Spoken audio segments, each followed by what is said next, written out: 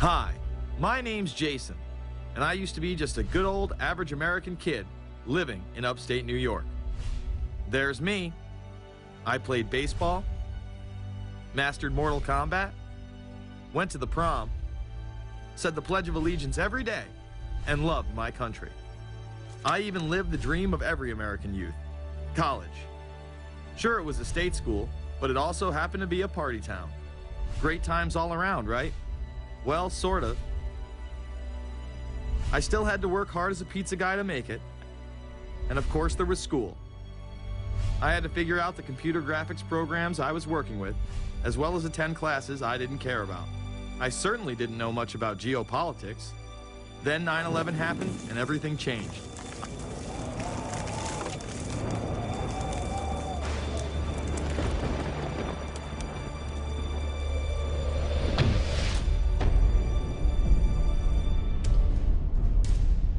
I was pissed. How dare the Muslim extremists massacre all those people? But was it all true? Prior to the invasion of Iraq, something didn't seem right. I then did a startling thing. I actually took a look at what happened that terrible September day. What I found horrified and angered me to such an extent that I took action.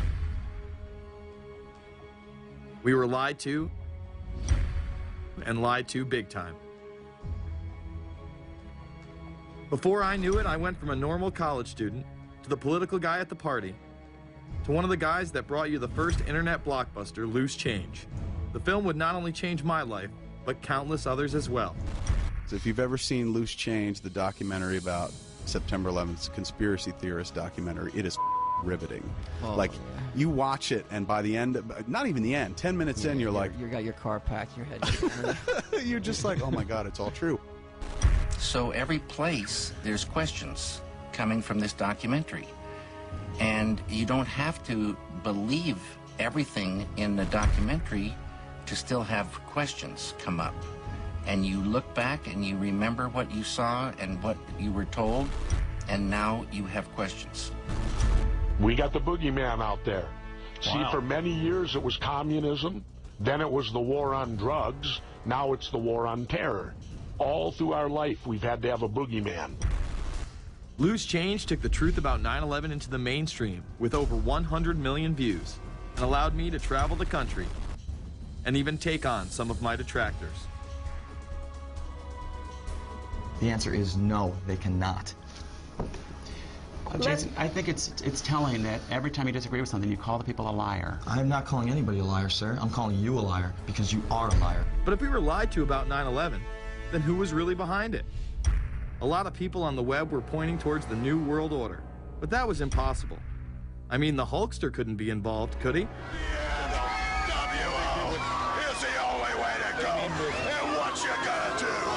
So I set out to find out if a New World Order really existed. And if it did, what was it? Who was involved? And what were their goals? The very word secrecy is repugnant in a free and open society. And we are, as a people, inherently and historically opposed to secret societies, to secret oaths, and to secret proceedings. For we are opposed around the world by a monolithic and ruthless conspiracy. It is a system which has conscripted vast human and material resources into the building of a tightly knit, highly efficient machine. Its preparations are concealed, not published. Its mistakes are buried, not headlined. Its dissenters are silenced, not praised. No expenditure is questioned, no rumor is printed, no secret is revealed. Some cringe when they hear the term New World Order, despite all of these prominent people using it.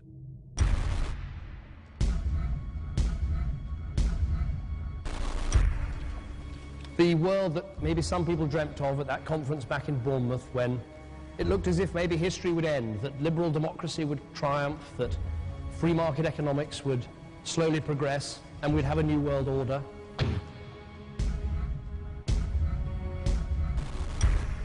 And together they helped to create, were the principal leaders in creating, a new world order and a winning strategy in the Cold War.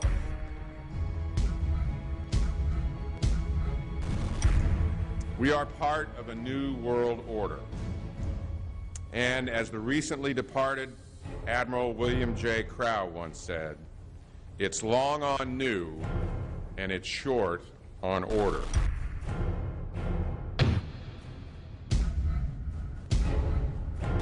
Walter Isaacson wrote a wonderful book about some of the wise men who helped shape the New World Order following the Second World War.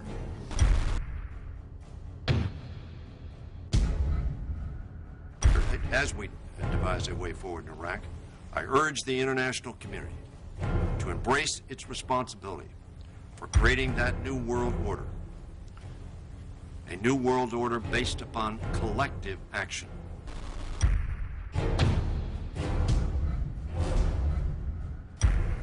The transatlantic partnership was never just the foundation of our security. It was the foundation of our way of life. It was forged an experience of the most bitter and anguished kind. Out of it came a new Europe, a new world order, a new consensus as to how life should and could be lived.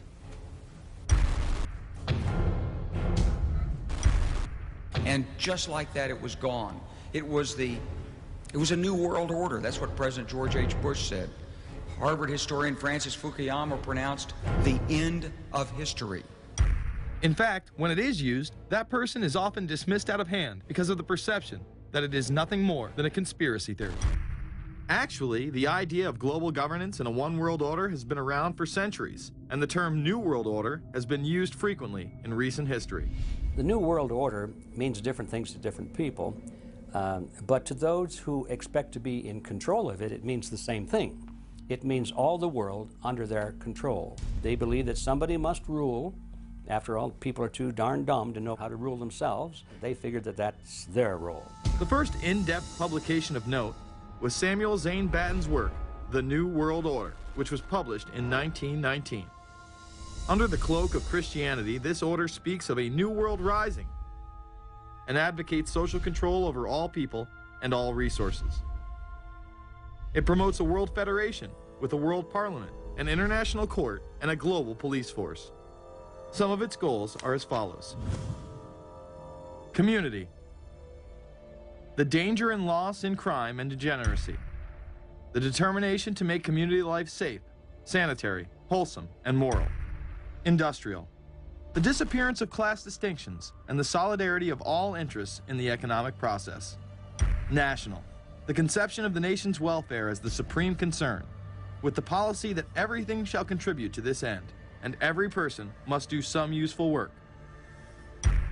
International. The creation of an international mind, with a world consciousness and a world patriotism. The destruction of every arbitrary power that can separately and of its single choice disturb the peace of the world. World government is good, right? It put an end to war. Well, it could put an end to war because you just only have one dictator. I think Adolf Hitler had that in mind. He wanted a world government too, with himself as the master leader. Many have regarded Hitler as the apex of evil, a true heart of darkness. But how many people know that Hitler had his own vision of a new world order? Hitler had been promoted by the establishment. He graced the cover of Time magazine many times and was their Man of the Year twice. His vision was simple: unify Europe and then the world. The only real difference was that his order was racially motivated, instead of being based solely on religion. He even wrote a lesser-known follow-up to Mein Kampf in 1928 that many have dubbed My Order, or New World Order. President Roosevelt would condemn this order prior to World War II. Nazi forces openly seek to establish systems of government based on the regimentation of all human beings by a handful of individual rulers who seize power by force. Yes, these men and their hypnotized followers call this a new order. It is not new, and it is not order. The idea of globalization was so prominent in Nazi ideology that the 1936 Berlin Games would be the first time that the Olympic rings would be displayed prominently and promoted in order to glorify the Third Reich. This symbol represents the 5 major regions of the world: Africa, America, Asia, Europe, and Oceania, interlocking and coming together as one. This one world philosophy still defines the Olympic Games today.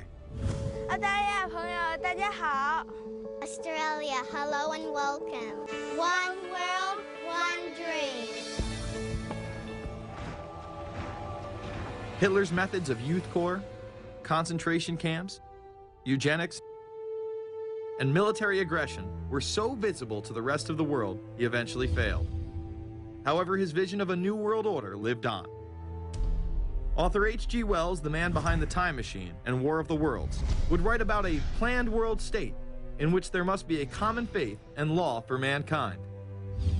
In 1939, he would publish a full book on the matter called The New World Order. Wells again has a similar vision, stating that national individualism has to go and that sovereign states must end. He then goes on to write, in the great struggle to evoke westernized world socialism, contemporary governments may vanish. Perhaps his most chilling prediction is that countless people will hate the New World Order, be rendered unhappy by frustration and their passions and ambitions through its advent, and will die protesting against it. Many of them quite gallant and graceful-looking people.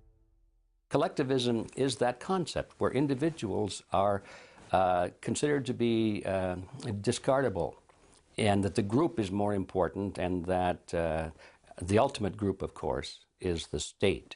And so it boils down eventually to the fact that the state is the all-important unit of society, and citizens exist only to serve the state. Other men of prominence would also promote a New World Order during the 1960s, including industrialist and former New York Governor Nelson Rockefeller. These are some of the reasons pressing us to lead vigorously towards the true building of a New World Order. Rockefeller would also become vice president under Gerald Ford.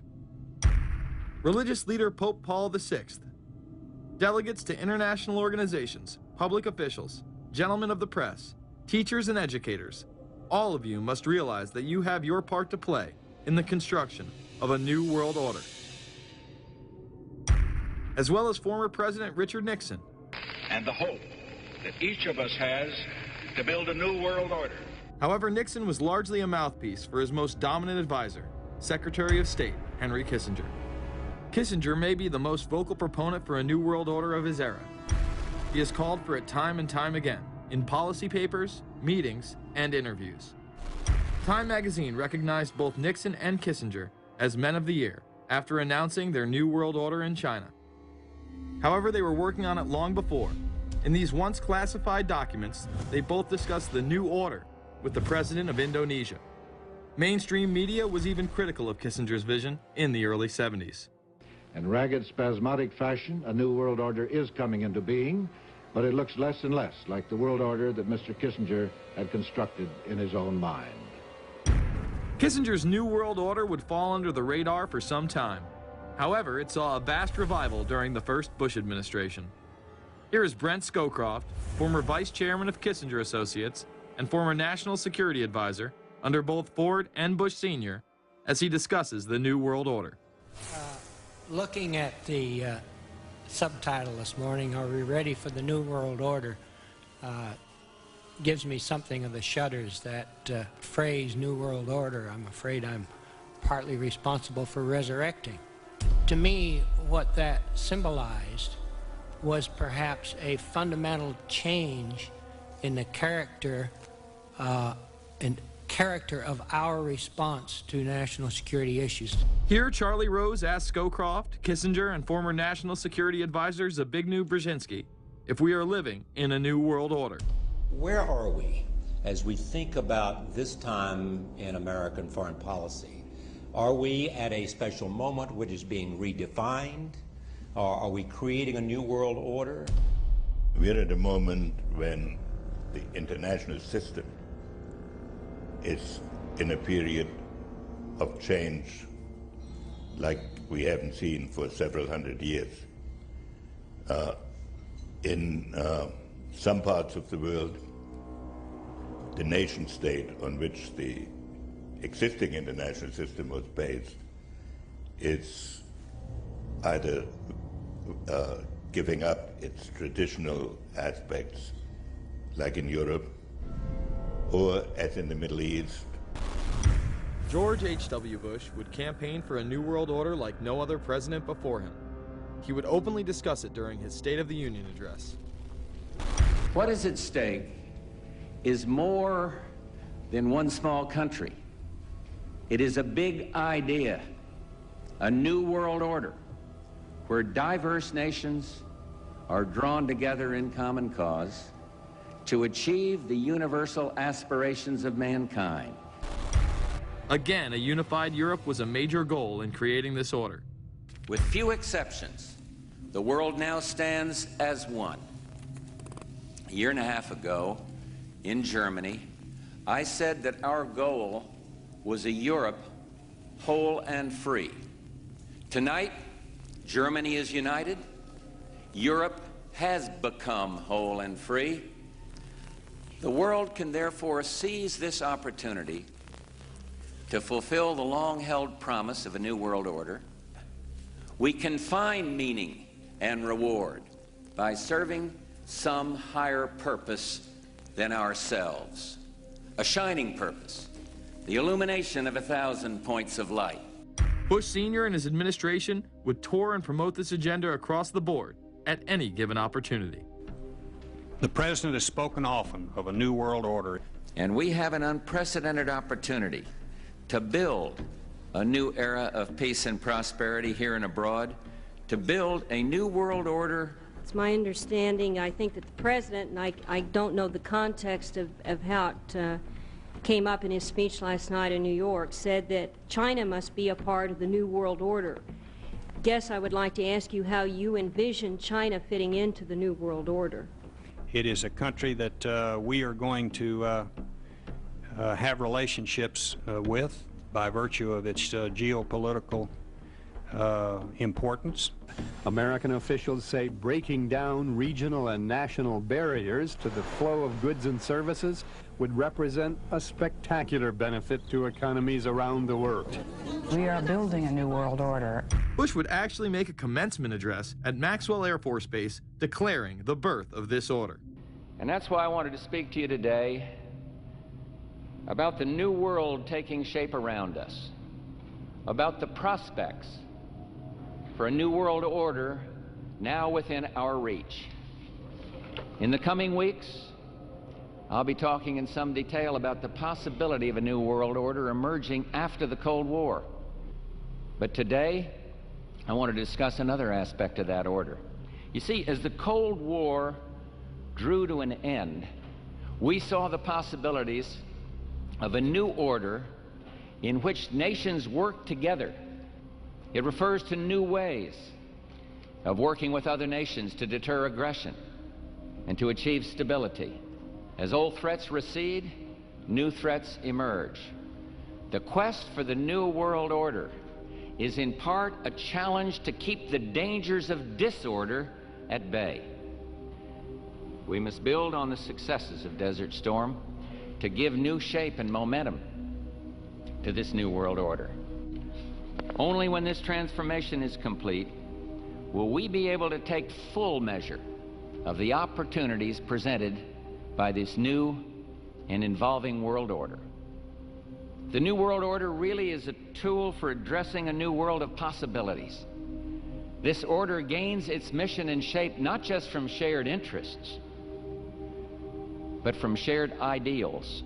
After the Gulf War had ended, Bush was so obsessed with the idea of a new world order that he had a series of Glocks imprinted with the term that he would give to members of his administration, including Colin Powell, Brent Scowcroft, Dick Cheney, and General Norman Schwarzkopf. Cheney would even approve policy papers regarding the New World Order. Defense Secretary Dick Cheney has approved a revised draft of a policy document on the New World Order. The Pentagon is backing off a controversial earlier draft and has abandoned a one superpower strategy.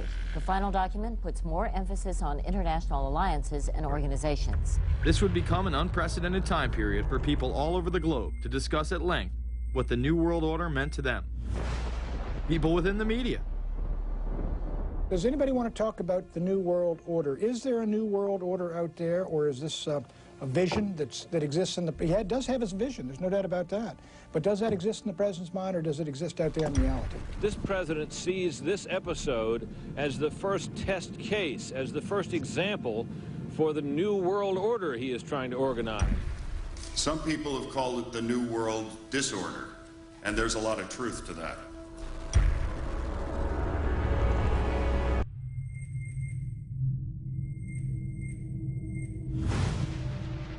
University and institutional chairs.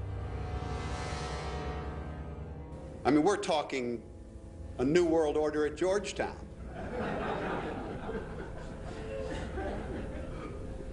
And we'd like to be very much a part of it and continue to live. This is a world that is likely to be dominated in the near future, and perhaps longer, by the Gulf War and the New World Order, which is the buzzword of the moment. So the secret of a New World Order, and at this point it's just a slogan, but it does have some historical background in terms that orders have succeeded each other over time. The secret of this is to learn how to use coalitions. We are effective in the United Nations. People within government. George Bush has invoked a New World Order without enunciating a new American purpose. The president has still failed to articulate clear goals for our nation's foreign policy in this new age. I find the term New World Order very revolting, and just not only historically but politically today.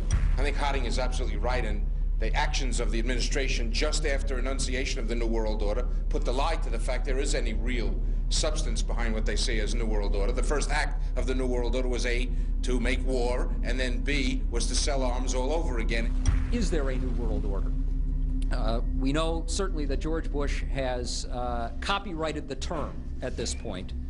In the aftermath of this war, though, is it an empty vessel into which something will be poured? Is it the appropriate term to use? Is it going to be a New World Order, or will disorder be just as significant in this process as we look ahead? Let's start with Madeline. I think that we have, in fact, kind of had this term thrown at us, and many of us have not liked it, partially because of the previous historical connotation, and partially because I think it doesn't really deal with the way the world ought to be or is at the moment.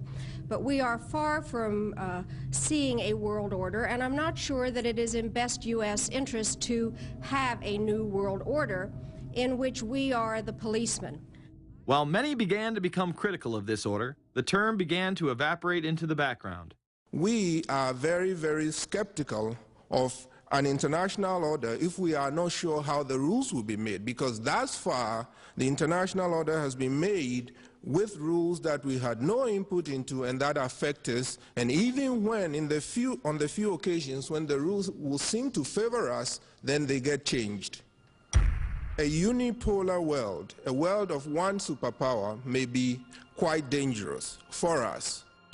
A New World Order under the United Nations would mean, among other things, an end to our God-given rights given us and secured by the Constitution.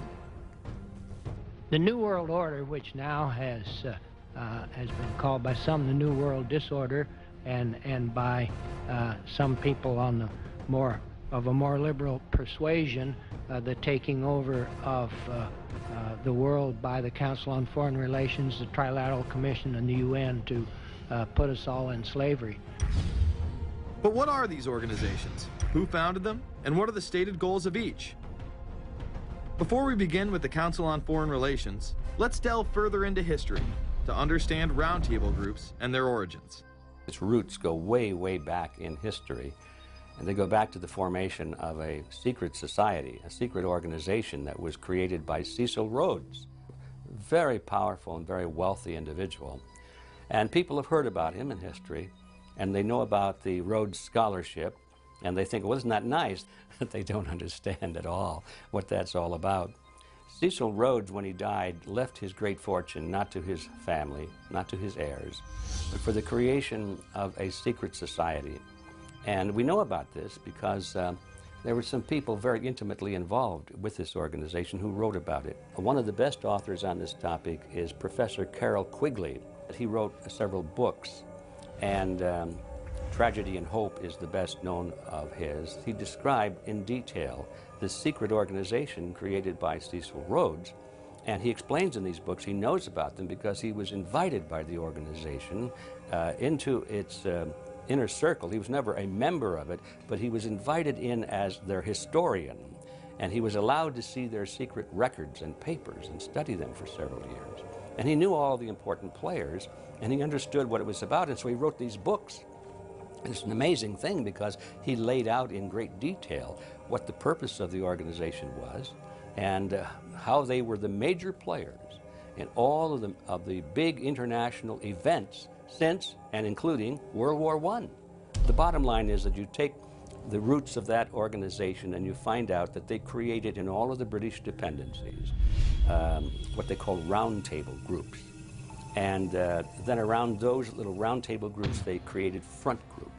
And the purpose of these front groups and roundtable groups was to penetrate into the governments of all of these different countries, to penetrate into the media centers, to penetrate into the educational systems. In other words, to penetrate into the social fabric, the power centers of society, and literally take them over from the inside without anybody being aware that they were controlling influence.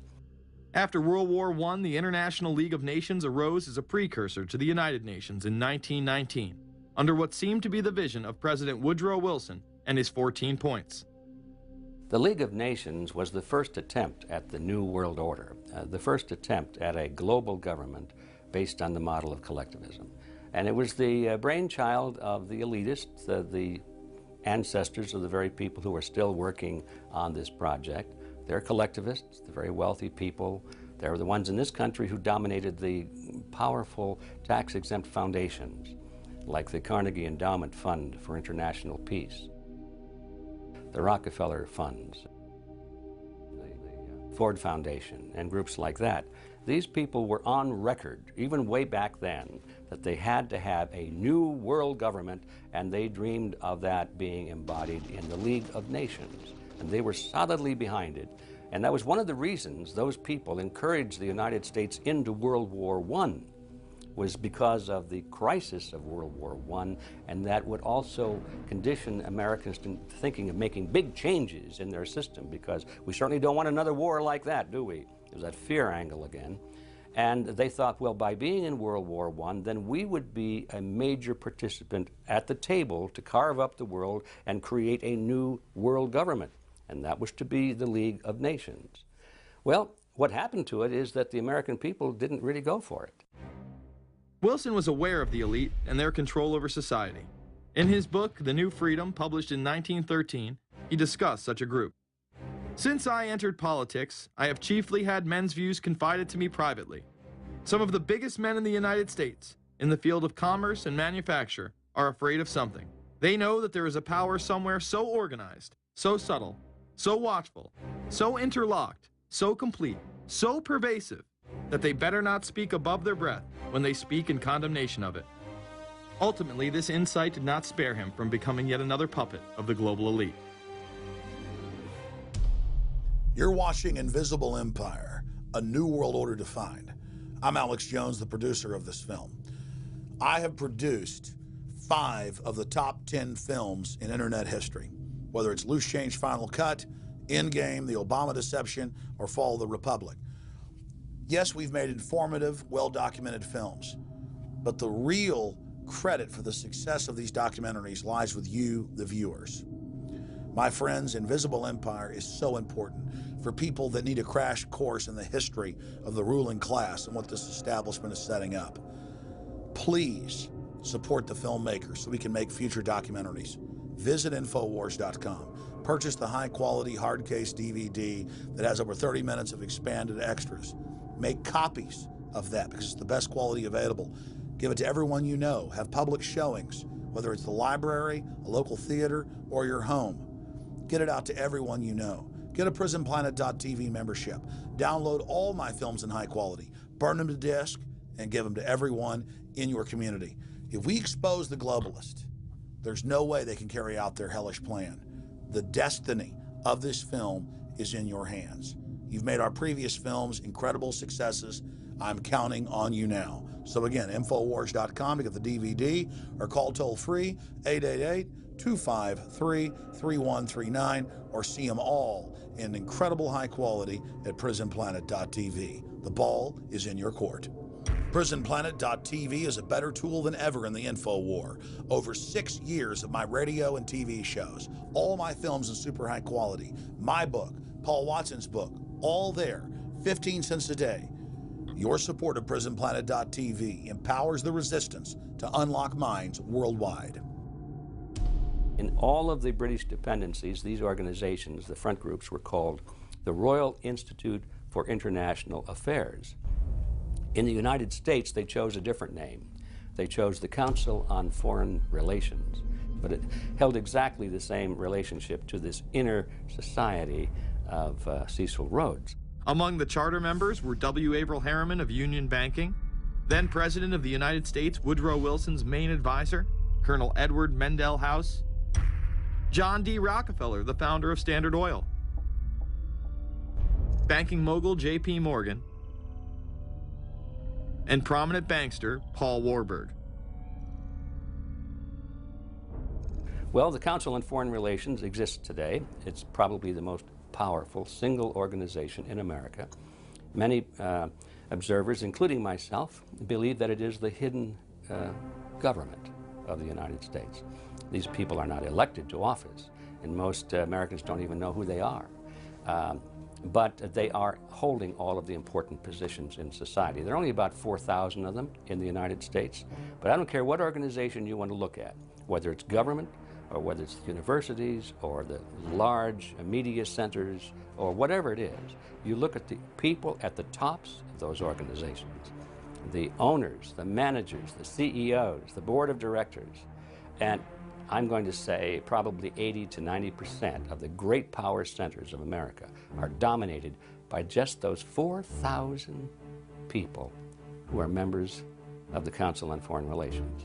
Throughout its history, it would contain extremely influential and powerful individuals in finance, business, media, and politics. Former presidents of the United States include Richard Nixon, Gerald Ford, Jimmy Carter, and William Jefferson Clinton. Currently, Barack Obama claims not to be a member, but has spoken in front of the Council and has had his writings published in the Council's magazine, Foreign Affairs. It's been reported that you and your wife are in the globalist CFR, which is the Council on Foreign Relations. I'd like to know if that is true. Well, first of all, I'm not the Council on Foreign Relations. I don't know if I'm a official member. I've spoken there before. It basically is just a forum where a bunch of people talk about foreign policy, and so there's nothing. There's no official membership. I don't have a card or, you know, a special handshake or anything like that. Now, why is that important? It's important because the avowed purpose of the Council on Foreign Relations is to create a new world order, a global government based on the model of collectivism. And that includes the elimination of the United States as a sovereign nation. That's why it's important. The people running this country are determined to destroy it. The Council was heavily criticized during the 1980s for being an organization hell-bent on destroying national sovereignty in favor of a world government. So many of its members hid their association with the organization. Dick Cheney had this to say in response to a question by David Rockefeller, who became the CFR's youngest director in 1949 and was chairman of the board from 1970 to 1985. He remains an honorary chairman to this day. It's good to be back at the Council on Foreign Relations. As Pete mentioned, I've been a member for a long time and was actually a director for some period of time. I never mentioned that when I was campaigning for re-election back home in Wyoming. Now, you are the president of the Council on Foreign Relations, all right? Yes, sir. You guys toy with countries of the world like toys, don't you? You're like the Illuminati, you're the Masons, you control everything, don't you? That's the rap on you guys. What's so interesting now, though, is who's on the chessboard. The toys, if you will, are a lot more than states. Notice that Mr. Haas does not deny that the CFR has massive control over the geopolitical arena, and instead tries to focus on the separate entities outside of nation-states. Current Secretary of State Hillary Clinton also reveals the importance of the CFR here. But it's good to have an outpost of the council right here down the street from the State Department. We get a lot of advice from the council, so this will mean I won't have as far to go to be told what we should be doing and how we should think about the future.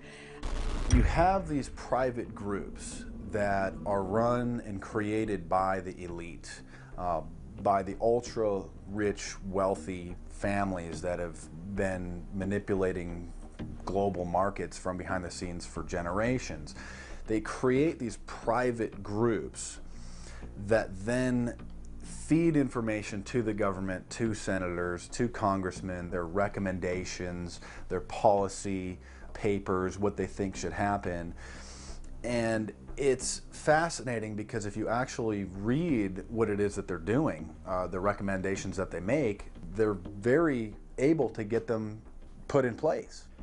Discussions that are going on in these private groups are really talks that should be going on in Senate committees and in the halls of Congress, but they're happening with these ultra-elite groups that are then pushing their propaganda into the political mainstream, and then it's becoming enacted, it's becoming put into law. Still not convinced the CFR is promoting a new world order? Listen to what Leslie Gelb had to say upon leaving the New York Times to chair the organization as its president in 1993. I loved it. Doing a column is a great job. I'm going to an equally great but different job, and in a way a job that caps everything I've been doing in my life, in government, in academia, and in journalism. I think that's what the Council on Foreign Relations will allow me to do. Well, you know, for example, you had me and 3 or 4 other folks on this show a few months ago to talk about the New World Order, right? Exactly. Right? Bob I talk Hormats about it, and you, exactly. Right. I talk about it all the time. New World Order wants a global system where one small central authority of individuals can then dictate a policy that's going to be distributed down to the rest of the world, everywhere, in the smallest little town in the middle of nowhere in some remote country. I now think it's safe to say that the Council is extremely influential on the world stage and openly promote global governance. The Council and the globalists were able to take this agenda to the next level following World War II. The United Nations was born out of the ashes of this conflict. Unlike the League of Nations, the United States not only joined this organization, they championed it. First book I wrote was The Fearful Master, a second look at the United Nations. It was written at a time when it was not popular to be critical of the UN. I mean, the United Nations was viewed by almost everybody as our last best hope for peace. It was a means, we were told, to bring humanity together and put an end to war and live in peace and harmony and promote trade and all of these good things. I wish it were any of those things, but it's not.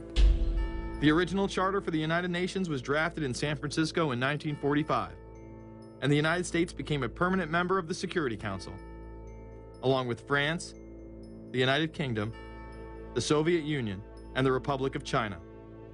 The process by which other nations' belief systems could be used to erode and eviscerate our Constitution and Bill of Rights had taken a giant leap forward.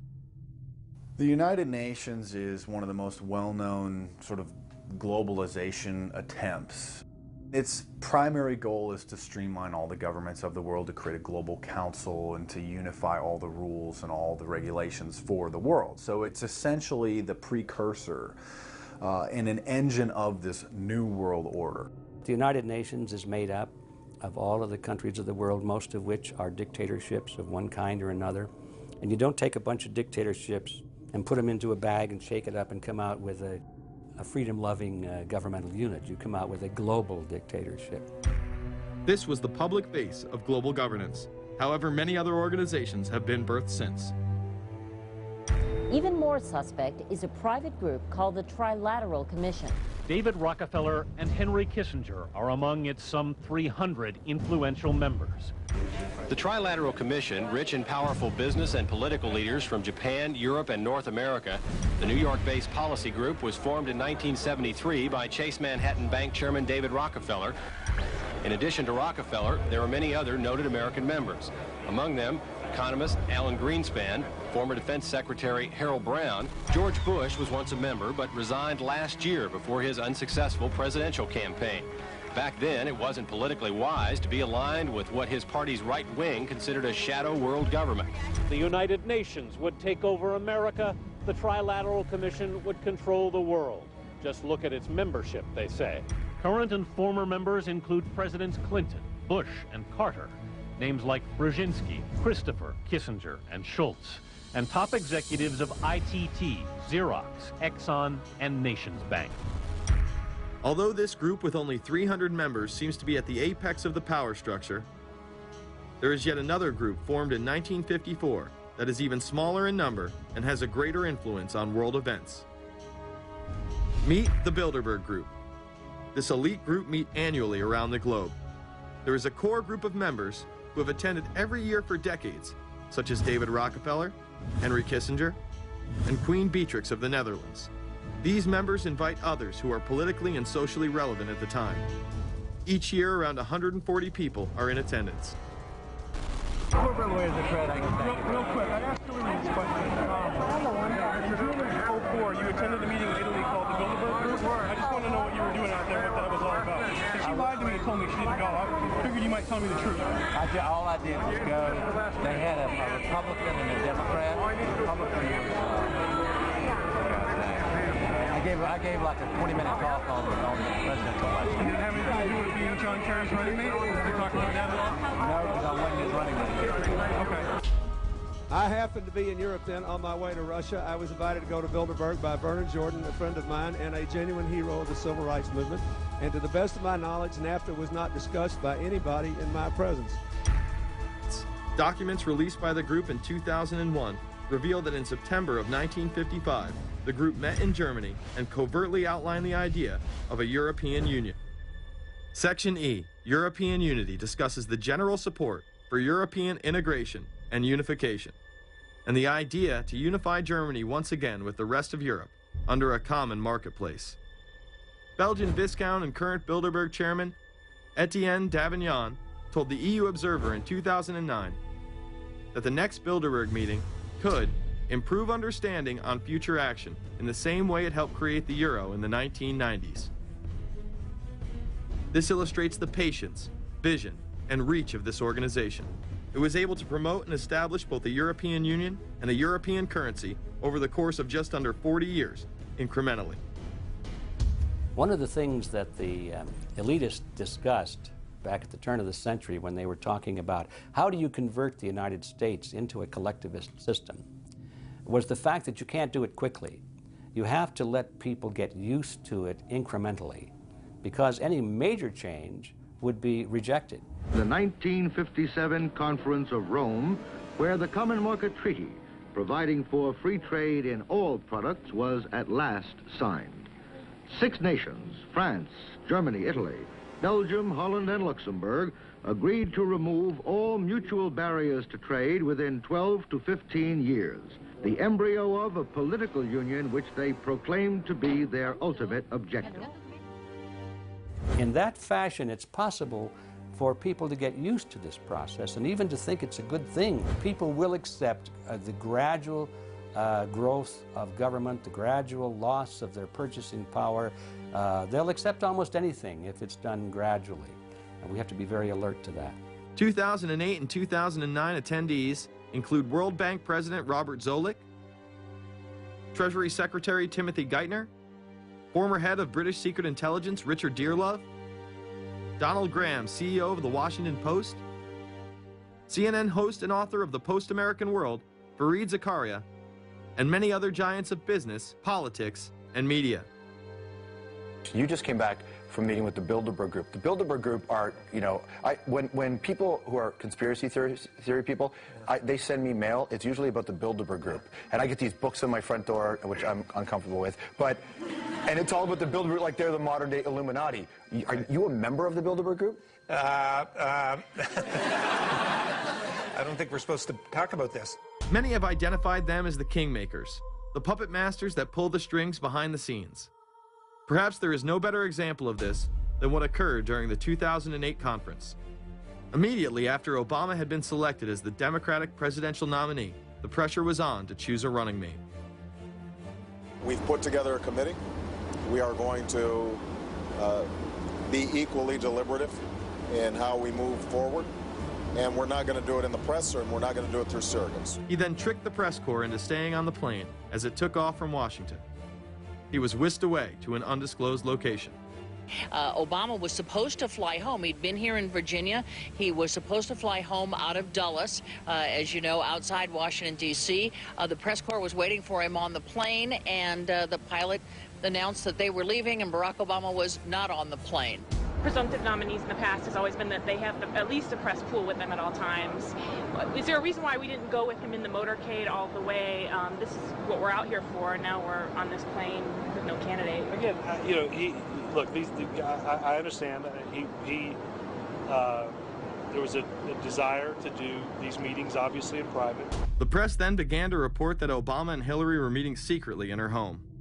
Well, we continue to follow our breaking news. Barack Obama, Hillary Clinton meeting tonight at her house in Washington, D.C. However, it was later revealed that they never actually met at Clinton's home. And we're following this breaking story. Candy Crowley, we understand, has new information. Candy, what have you learned? We are hearing actually from Chris Welsh, who is our embed with the Obama campaign. Those are the people that took off without Obama and went to Chicago. The spokesman there is in fact confirming that the meeting did take place. They're talking in past tense now, but saying that the meeting did not take place at the Clintons' house. It took place at this point at some place, I don't know where, some undisclosed place in Washington, D.C., not at Hillary Clinton's house. Remember, Gibbs mentioned that Obama had a desire to have several meetings, not just one. Is there more than one meeting?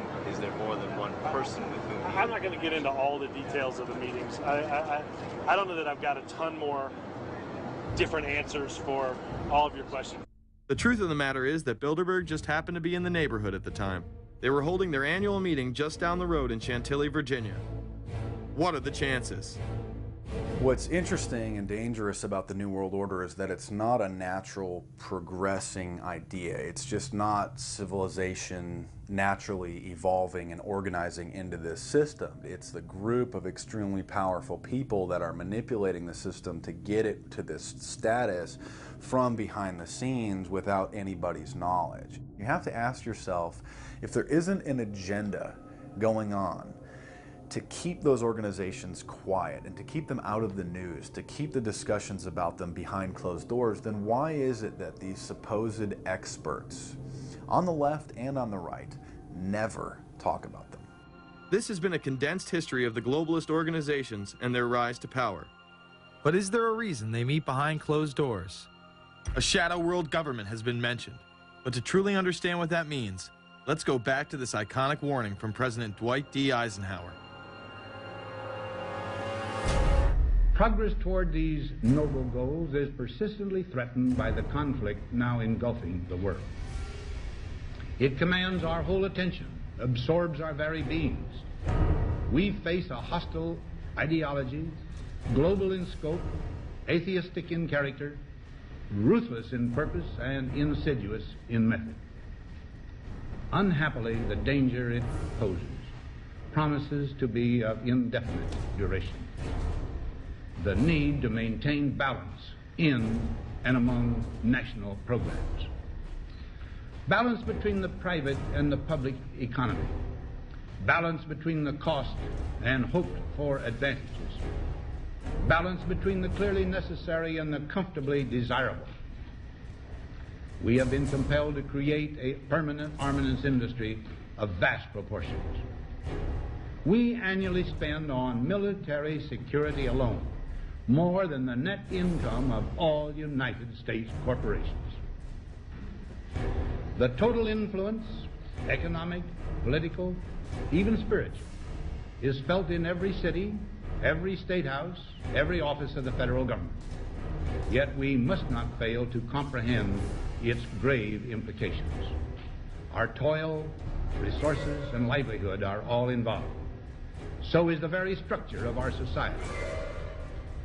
In the councils of government, we must guard against the acquisition of unwarranted influence, whether sought or unsought, by the military-industrial complex. The potential for the disastrous rise of misplaced power exists and will persist. America went into a major mobilization, revived its defense industries, and we saw the civilian economy of America more and more skewed through the 50s. Already in Eisenhower's time, he could see it coming, that you were getting a larger and larger defense military component of the economy, which, unlike the rest of the economy, was very, very centrally organized about lobbying for more and more new weapons. It was the political skills of this military-industrial complex, which I think Eisenhower was really warning us about, and rightly. There is a military-industrial complex. Today, we see a situation where the civilian economy is really in tatters, and most of our civilian production has gone overseas to third world countries. What do we export? Our biggest export practically is garbage, but apart from garbage, we export military equipment. We have a special act which subsidizes, makes it possible for countries abroad to buy our armaments because it's too expensive to produce them for one country only. So we have become a very efficient military-industrial complex, but the civilian economy is only a ghost of what it used to be, and this has terrible consequences for democracy because it means that the power of this lobby is now sort of dominating what goes on in Washington. Through multinational corporations, global intelligence networks, out-of-control banksters, all under the veil of national security and black operations, the global elite have consolidated power on a massive scale over the last several decades. You see, global corporations not only fund and develop large technological and military projects here and abroad, they also own the consumer industry and production, as well as all of the important media. By owning the vast majority of what we hear and see on a daily basis, we have been manipulated on a mass scale as to regards to what we believe and desire, both socially and politically. Edward Bernays, the nephew of world-famous psychoanalyst Sigmund Freud, would study group dynamics and become the father of public relations. He authored the book Propaganda in 1928. In it, he described how to intelligently and consciously manipulate the habits and opinions of the masses within a democratic society. He went on to state that those who harness this unseen mechanism of society constitute an invisible government and are the true ruling power. It is they who pull the wires which control the public mind, who harness old social forces and contrive new ways to bind and guide the world. The average American is distracted, mindless, worried about minuscule things, celebrities, as if it was their own family members. And this is by design, because the powers that be, who own the media, know how our brains work. They know scientifically how the human mind functions. They know about sociology, and they are using the media, and have used the media for decades now, to entertain people with issues that don't really matter. When you have the big news networks covering celebrity issues as if it's the most important thing, it becomes the most important thing. And this is not by accident. This is to keep us out of the way. Because if you're worried about the latest celebrity death, or the latest celebrity couple, or the celebrity breakup, or your sports team having a shot at the Super Bowl or the World Series, there's so much information about those issues that can be discussed that will mesmerize people, and they won't know or care about the real issues that are out there. Well, I think this is just one more piece of evidence of the degree to which the media, supposedly the watchdogs, has become the gatekeeper of the system. Mainstream media are, first of all, nearly all of them corporations, nearly all of them now publicly held, part of the whole Wall Street financial system that they're supposed to report about objectively, but they can't. They, right now, in October of 2009, they are celebrating the recovery of the biggest banks in New York and saying that the recession is over. Of course, there are a few problems, like foreclosures are going on, unemployment is rising. All of this is affecting the American people, but it's not affecting the financial elite who also control the media. Bernays successfully identified the invisible empire which controlled the minds of men. So as the populace is mesmerized and hypnotized by powerful behind-the-scenes forces, as they are distracted by the latest celebrity scandal, the newest cell phone, and their favorite sports team, this network disguises itself, remaining in the shadows. Despite the elite utilizing Bernays' methods, in conjunction with the military-industrial complex they had erected, a modern arm of this organization was exposed in what came to be known as the Iran-Contra scandal.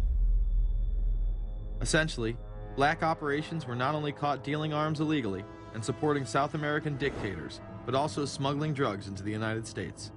Iran-Contra was really the merging of two different programs. The first one was support for the Contras, who were, let's face it, a force of terrorists in Nicaragua trying to overthrow the Sandinista government. They were being secretly supported by the CIA, and at the bottom of the whole thing was drugs.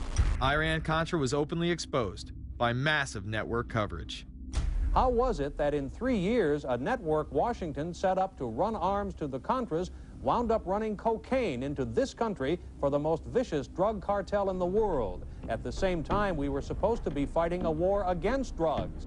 But by the same token, I also smuggle my share of weapons in exchange for those illegal substances, with the full knowledge and assistance of both the DEA and CIA.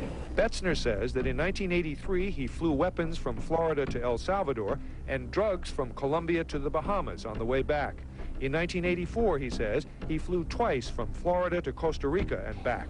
We could bring back our own cargo, and they would arrange it, or we could bring back their cargo without ever having to worry about interception, arrest, anything like this, that everything was taken care of. What kind of cargo were you talking about? Drugs. Tolliver says he had 2 meetings with this man, CIA veteran Rafael Quintero. Then in March of 1986, he says he flew 14 tons of weapons down to Honduras, to this Contra resupply base set up by the CIA. We take off from Tegucigalpa, Honduras, and we leave. To? South Florida. Where in South Florida? We landed at Homestead. Homestead? Air Force Base. This is the plane Tolliver says he used. The plane traces to a company that had a State Department contract to fly humanitarian supplies to the Contras. In addition to that, 3 dozen sources confirm the basic scheme. We can now report that long before that operation began, there was another operation to provide guns for the Contras, which was also against the law. In this operation, Americans and Israelis provided arms to the Contras, and then the same network smuggled drugs into the United States. The operation was launched in spring of 1983 at Washington's request, with at least $20 million of Israeli government money later reimbursed, we're told, from U.S. Covert Operations Fund. For about 5 years, people were flying arms into Iran, and most of them came from Israel. The Israelis purchased the weapons from Poland and Czechoslovakia and began shipping them secretly from Yugoslavia to Bolivia, and then to Panama. The Israeli liaison man there, this man, Michael Harari, until recently a close aide to Panama's strongman, General Manuel Noriega. You'd bring the ship into Colombia, you would load drugs aboard it, and you would bring those drugs back to Panama with you. But bringing that stuff into the United States, that was something else. I've never been so thoroughly disgusted with myself in my life. This network would also be involved in the October surprise.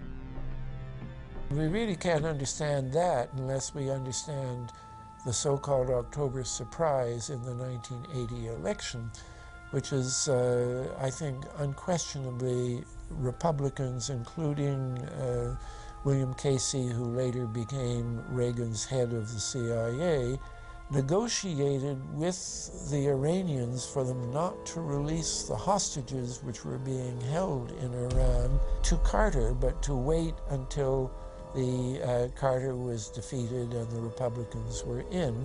That is what actually happened, that the hostages were only released on the day that Carter left office and Reagan came in. Unbelievably, this same network would even be linked to the BCCI banking scandal by journalist Danny Casolaro. Casolaro was probing a conspiracy he called the Octopus, which involved the Iranian hostage crisis, the Iran-Contra affair, with, believe it or not, all funds channeled through BCCI, the international bank charged with everything from money laundering to fraud. BCCI, it's a shadowy international bank linked to terrorists, drug runners, and dictators. Little was known about BCCI until 6 of its top officers were arrested in Tampa in October of 1988 on charges of laundering drug money for Colombian cocaine bosses. The BCCI men were convicted, and the bank itself pleaded guilty. But for some reason, the bank was allowed to continue to operate all over the world. There are indications that some of the reluctance to prosecute this bank stemmed from the favors it did. The favors it did for intelligence services everywhere. Too many secrets of too many countries, too many prominent people, too many hands-on, and that makes it desirable that this entire affair be forgotten. It began to become clear that the global traffic of drugs were funding violent dictators, rigging elections, supporting the arms trade, and enforcing the assassination of anyone who got in the way. Casolaro was found dead for his efforts in exposing this network. His death, of course, ruled a suicide. He was meeting a source in West Virginia. He was about to discover all. Instead, his body was discovered in a hotel room with 12 slashes in his wrist, but when the local authorities ruled it suicide, the family said, no way. The housekeeper had taken calls threatening his life. And I pick it up telephone, I say hello, and he say to me, you son of a bitch, you's dead. Casolaro would not be the only person involved in the scandal to wind up in a casket. Meet Barry Seal. At first, the media portrayed Seal as a drug dealer gone good, who was assassinated by the Colombian mafia. Authorities believe last night's machine gun killing of top drug informant Barry Seal was ordered by drug bosses in Medellin, Colombia, who sent 5 men to Baton Rouge to kill Seal. Sam Dalton was the lawyer that represented the Colombian hitmen convicted of his assassination. We were trying to subpoena the CIA because we felt like they had documents, exhibits, and evidence that would indicate complicity in Seal's assassination. When they were able to gain access of Barry Seal's trunk the night of the murder, the personal phone number of none other than George H.W. Bush was present. Louis Unglesby, the former attorney for Mr. Seal, also confirms that he once called the office of the vice president after Seal had given him the number. You see, the Black Ops drug smuggling operation had not yet been exposed, and intelligence couldn't take any chances. It was later revealed that Seal was involved in smuggling cocaine into Mena, Arkansas, while Bill Clinton sat as governor. 1983, Ronald Reagan was president, Bill Clinton was governor. And little Mena, Arkansas, changed from a quiet town to a center for drug smuggling and reported Contra support activity. In the middle of it all, this man, admitted dope smuggler Barry Seal. Arkansas State Trooper Russell Welch investigated Seal's organization. Each trip would have 250 to 350 pounds of cocaine. According to the London Telegraph, Arkansas State Trooper Larry Patterson testified under oath that he and his officers discussed repeatedly in Clinton's presence the large quantities of drugs being flown into Mena Airport, large quantities of money, large quantities of guns. Hot Springs police officers would also record Roger Clinton, Bill's brother, during a cocaine transaction stating, "Gotta get some for my brother. He's got a nose like a vacuum cleaner." There was also a large amount of money laundering going on in Mena. Former IRS agent William Duncan traced some of Seal's drug profits laundered through Mena banks. We had direct testimony from people who were involved in the money laundering operation.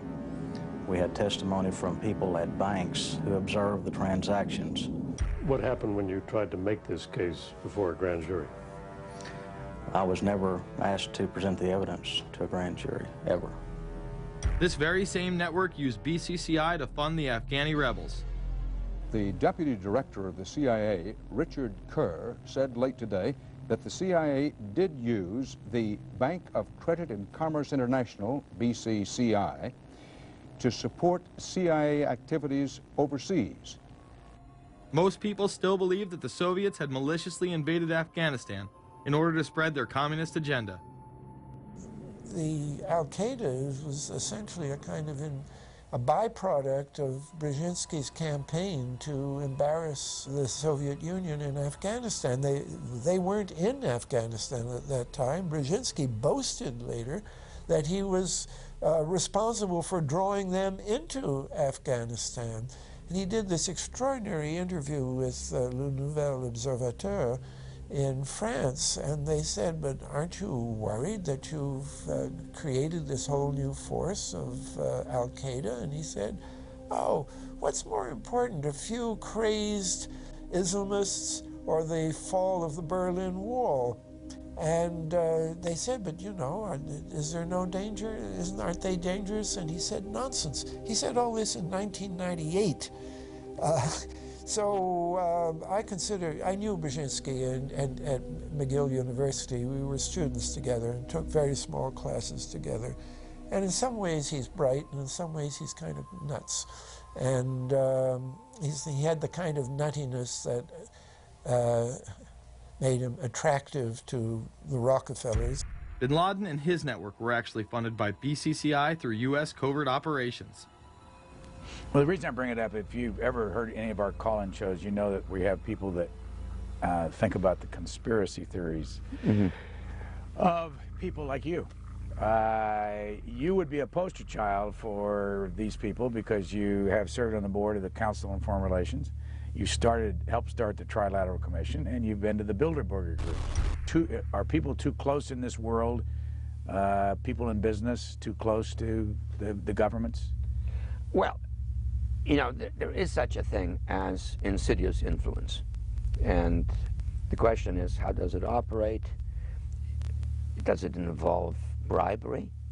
And does it involve some sort of psychological domination of individuals? I don't believe in this notion of some sort of secret societies controlling people. But of course, in any political system, there are sort of over-the-table and under-the-table arrangements.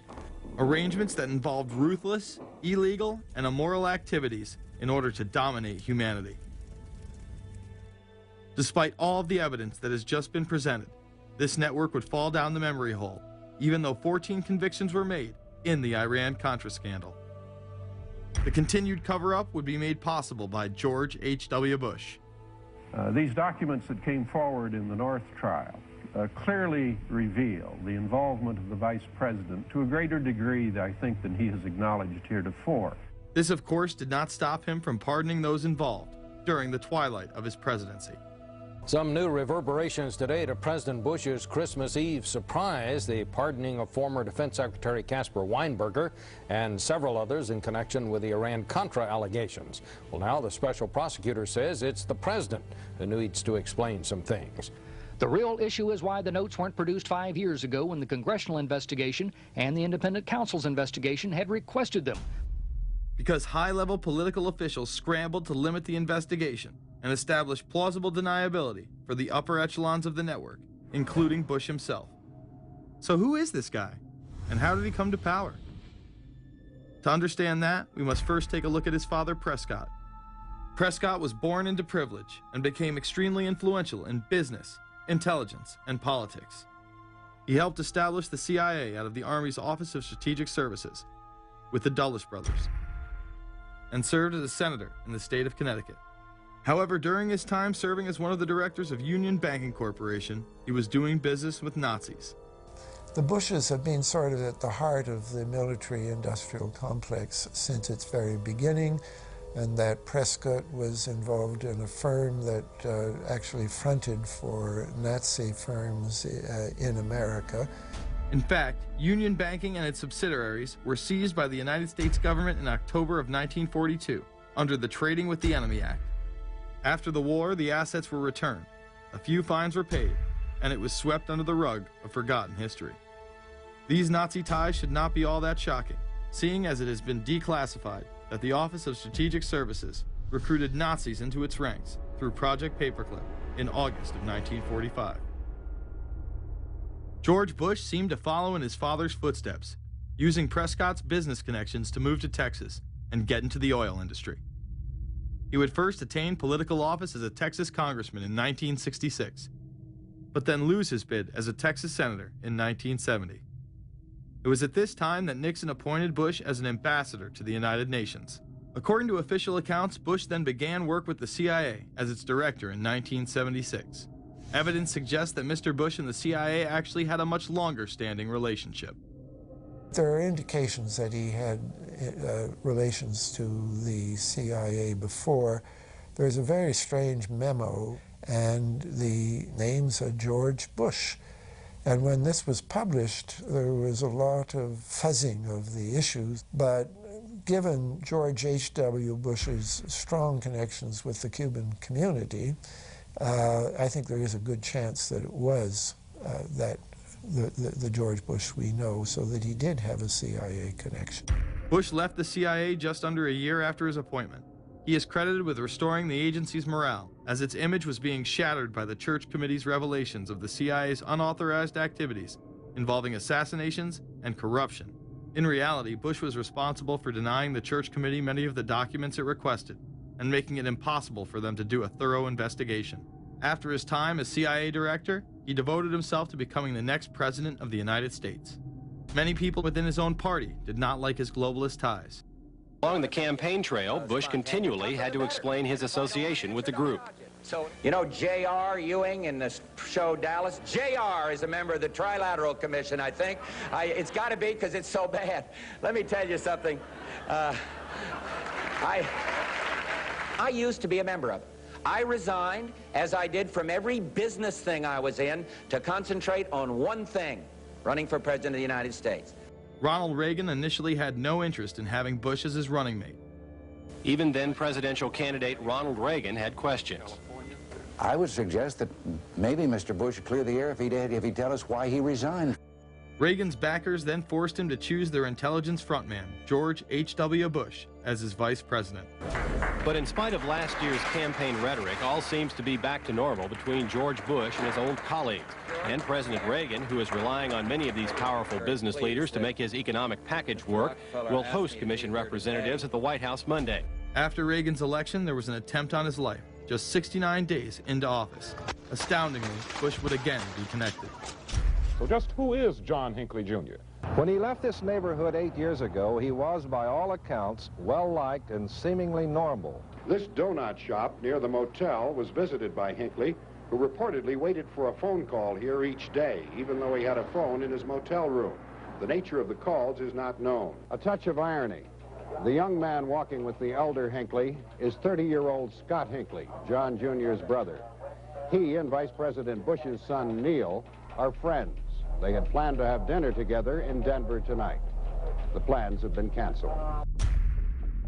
We were told Hinckley was a madman acting alone.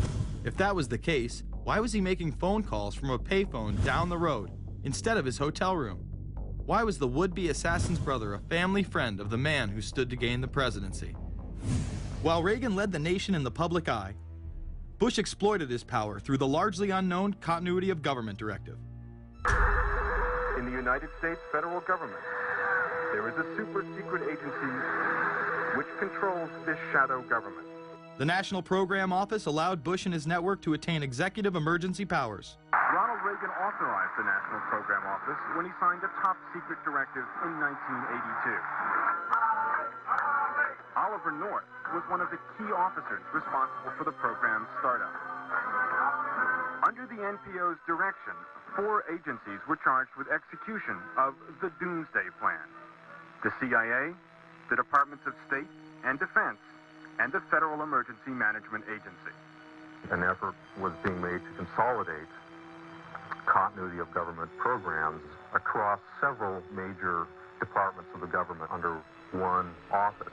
After 8 years of secret wars, covertly sponsored revolution and assassination had advanced globalist interests and allowed Bush to achieve his lifelong dream by becoming the 43rd president of the United States.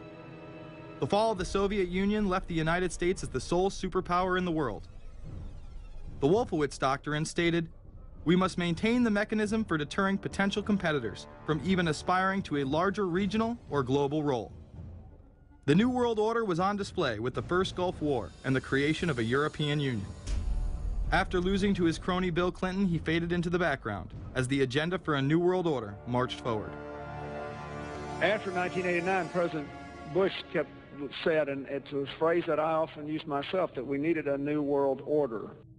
We have just exposed many of the globalist operations, including drug dealing, funding terror, dealing arms, and taking over the United States government by stealth.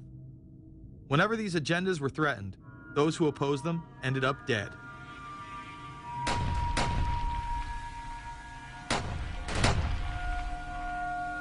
We've got some difficult days ahead, but it really doesn't matter with me now, because I've been to the mountaintop.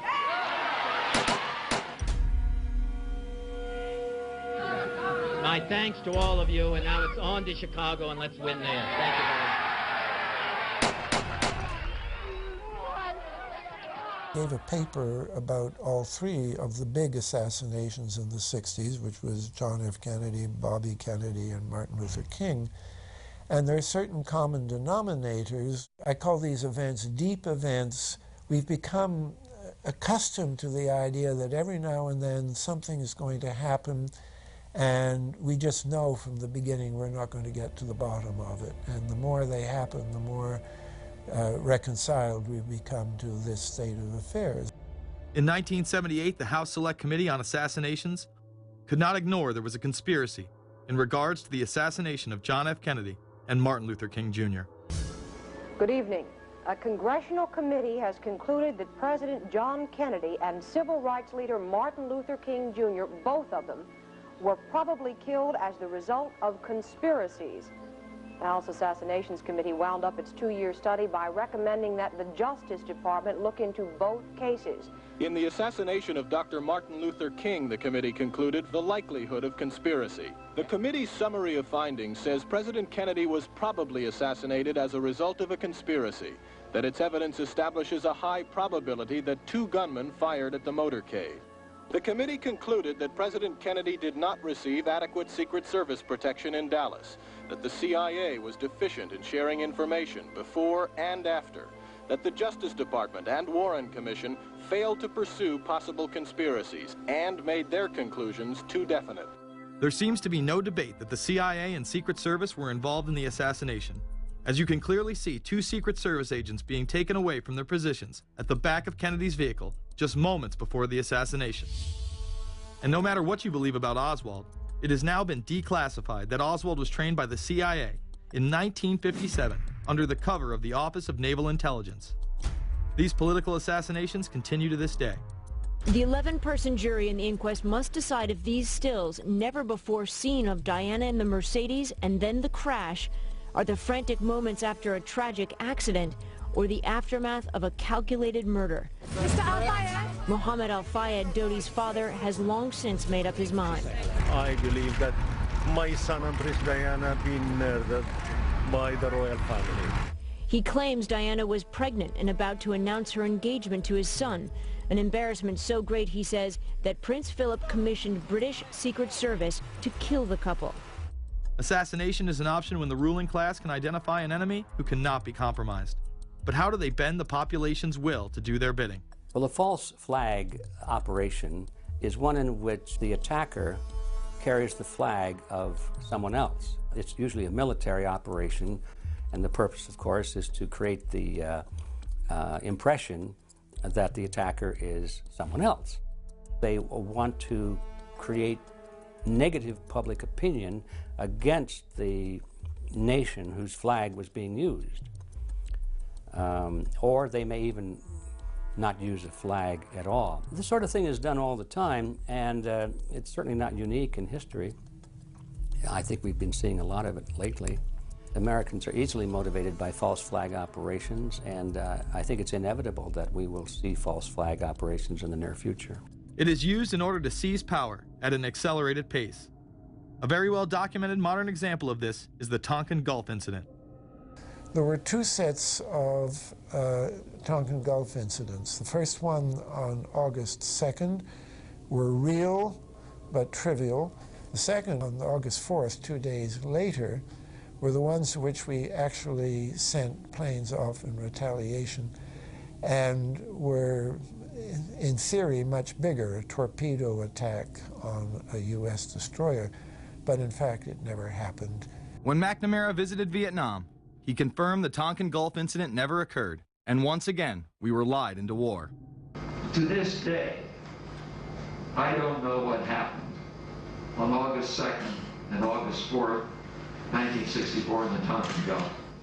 The general provided the answer, saying his Navy attacked the Maddox on August 2nd. But on the 4th, nothing happened. There was absolutely nothing, he said. We know for a fact now that NSA and CIA both falsified their reports up to Johnson on that day to make it look as if there had been an attack.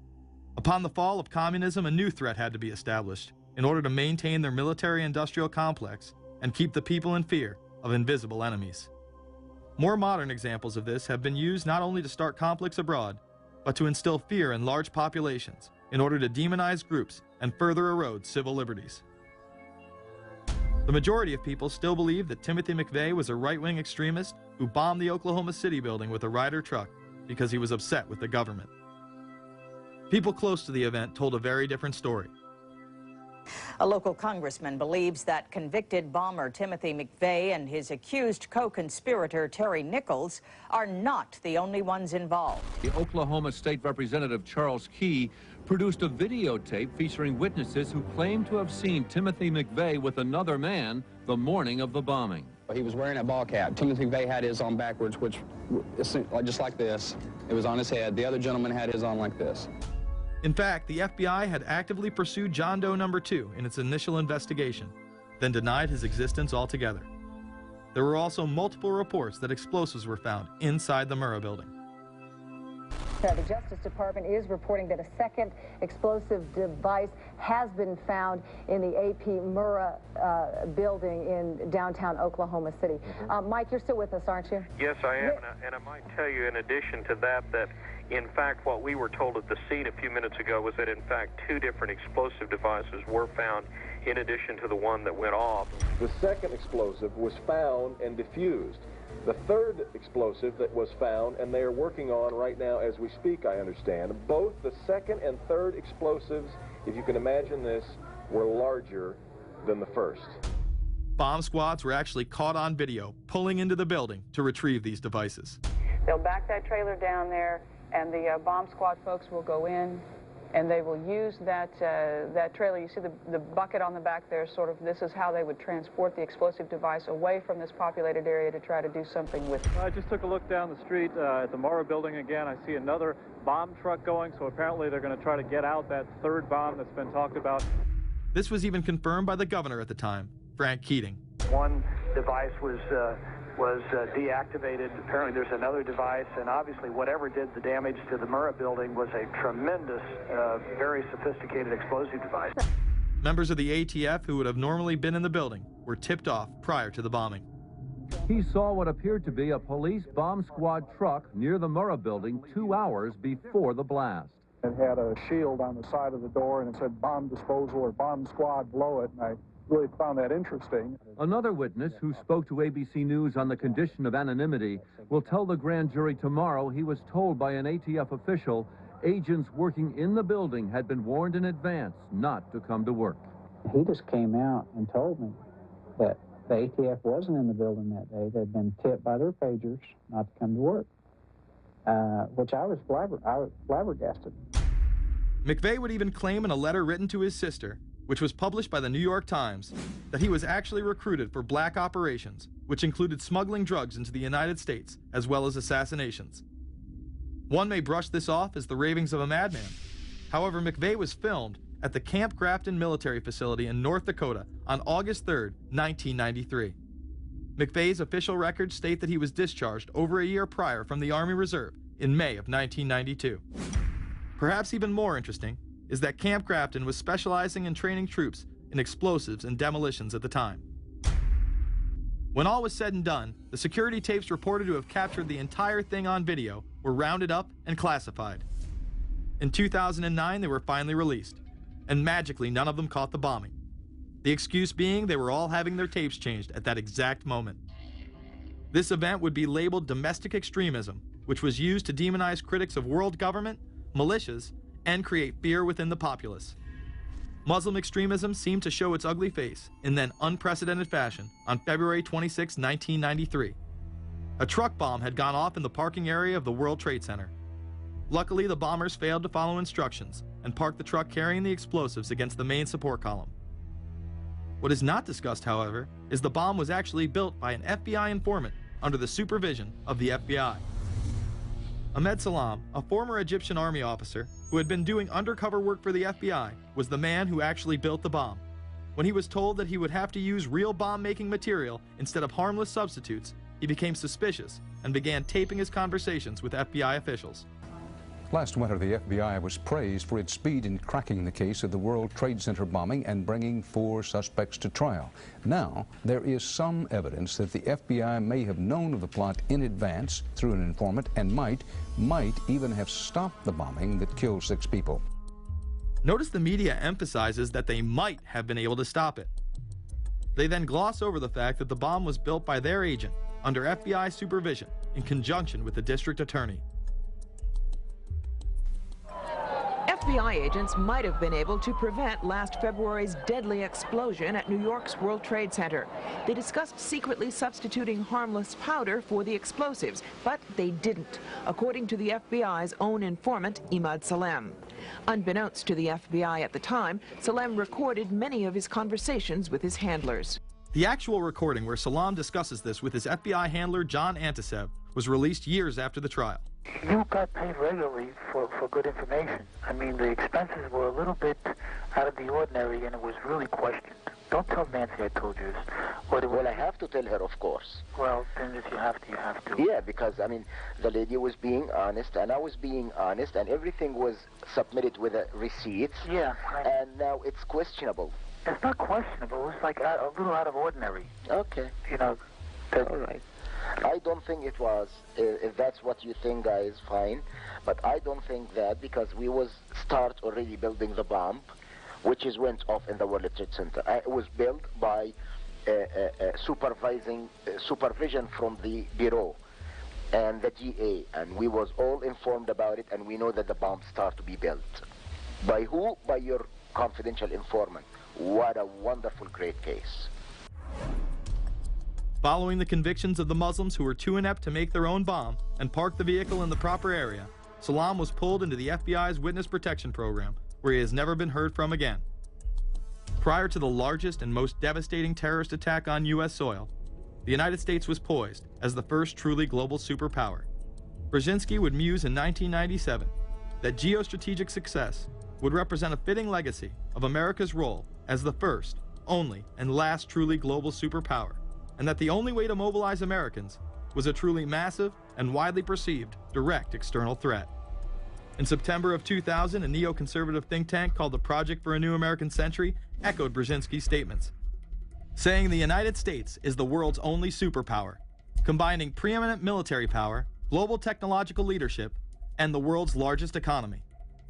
An engine for New World Order ideals, members of PNAC included Dick Cheney, Donald Rumsfeld, Jeb Bush, Scooter Libby, William Kristol, and Paul Wolfowitz. Describing the difficulty in projecting force, they write the process of transformation is likely to be a long one, absent some catastrophic and catalyzing event, like a new Pearl Harbor. This takes us full circle to the September 11th attacks of 2001.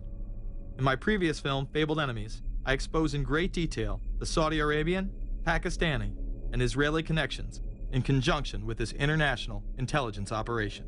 In the early 1980s, bin Laden worked with operatives from U.S. intelligence, the Pakistani military, and Arab states. They ran a wide-ranging covert network that recruited and financed Muslim fighters to battle the Soviet army. The hijackers that were trained at U.S. military installations and protected by the FBI and CIA. The military exercises leading up to 9/11, and those that took place as the attacks occurred. Open line. Surveillance, Sergeant Richmond. Sergeant Richmond, Sergeant Light from Cheyenne Mountain Test Control. How are you? I'm doing fine. Okay, I need you to terminate all exercise inputs coming to Cheyenne Mountain at this time. Copy. And stay on loop until I verify that connectivity is disconnected on the exercise side only. Okay, no, do not do any more inputs on the exercise side and stand by. I got Cheyenne Mountain on the line. Terminating all exercise inputs. So, over, in case you didn't know, that exercise. Oh, yeah. The Black Ops program, Able Danger, and the shadow government involvement. This morning we learned that the Vice President wasn't the only one sent to an undisclosed location on September 11th, that an entire backup government was and is still there and may be there for as long as anyone now at least can imagine. As well as much, much more. The government has lied about 9/11 repeatedly and used it to dominate the Middle East, while creating an evolving police state here, encroaching on civil liberties at home. And of course, building a new world order. There is a chance for the President of the United States to use this disaster to carry out what his father, a phrase his father used, I think, only once, and hasn't been used since, and that is a new world order. We know now that September 11th of 2001 was the beginning of what we might call a new world order. The new world order that this president's father talked about with such great enthusiasm seems to be high on the agenda of this administration. Under the second Bush administration, massive amounts of civil liberties were openly and brazenly taken away following 9/11. The passage of the Patriot Acts, the Military Commissions Act, and other horrifying anti-constitutional legislation was enabled by the incredible amount of fear generated by the media, all in the name of keeping us safe here at home. The war itself would create huge profits for the military-industrial complex, and the globalists would seize even more power and control over Middle Eastern resources in what they planned to become a Eurasian Union under their control. Although the establishment claimed to be fighting for our freedom abroad, they were destroying our sovereignty by stealth.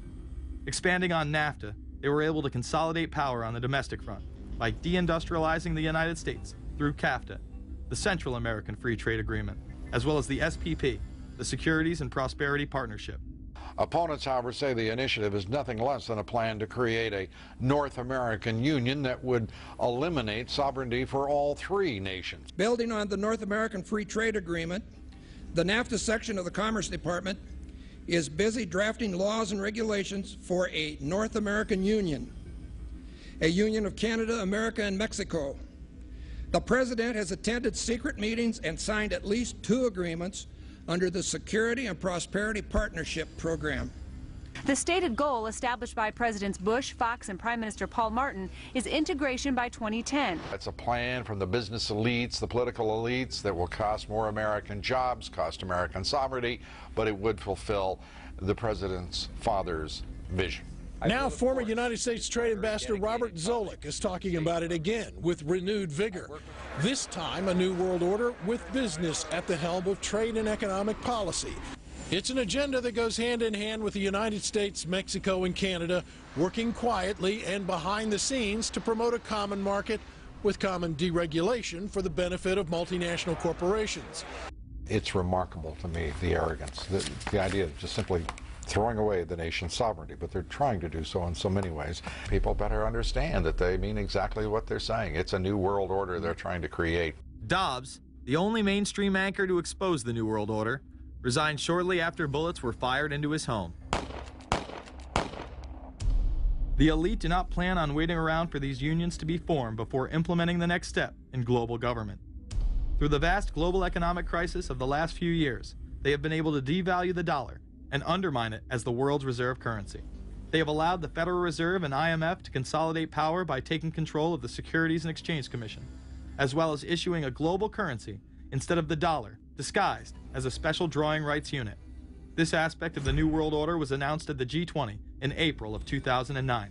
There is a big thing that's going to happen in London at this G20, and then they're hiding it, they're camouflaging it, they're not talking about it. Coordination of international regulation.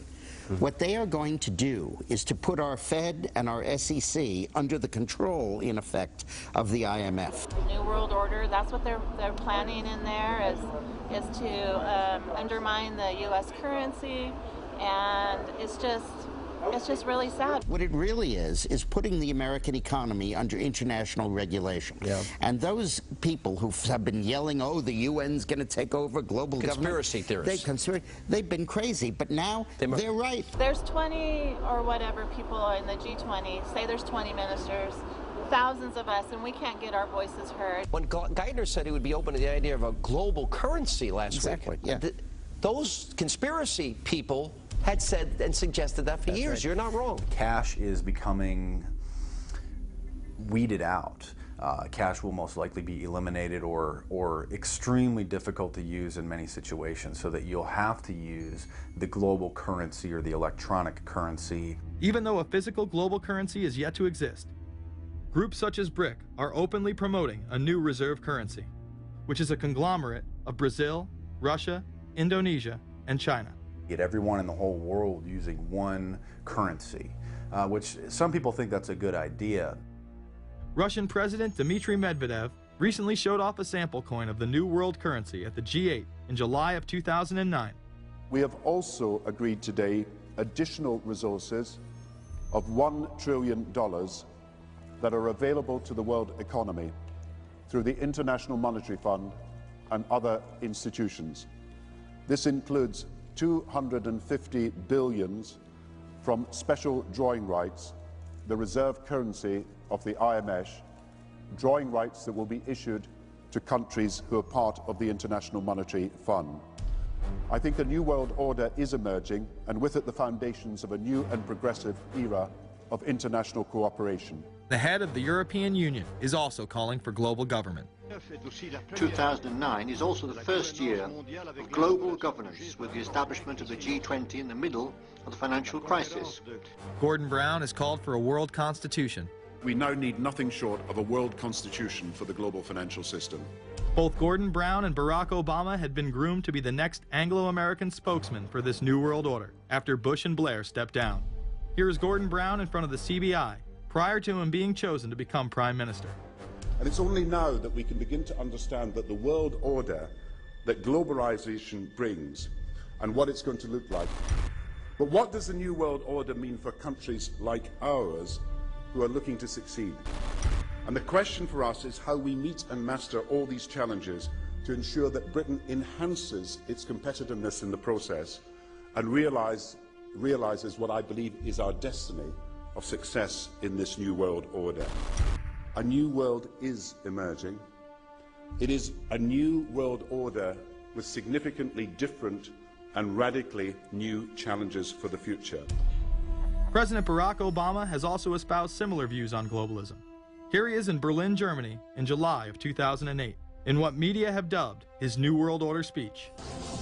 Well, there have been extraordinary scenes in Berlin tonight as thousands of people gathered to hear Barack Obama deliver key foreign policy speech on his current European tour. The Democratic presidential hopeful laid out his vision for America's place in a new world order. In this new world, such dangerous currents have swept along faster than our efforts to contain them. And that is why we cannot afford to be divided. No one nation, no matter how large or powerful, can defeat such challenges alone. But the burdens of global citizenship continue to bind us together. In this new century, Americans and Europeans alike will be required to do more, not less. Partnership and cooperation among nations is not a choice.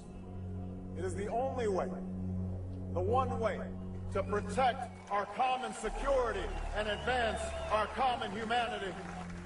That is why America cannot turn inward. That is why Europe cannot turn inward.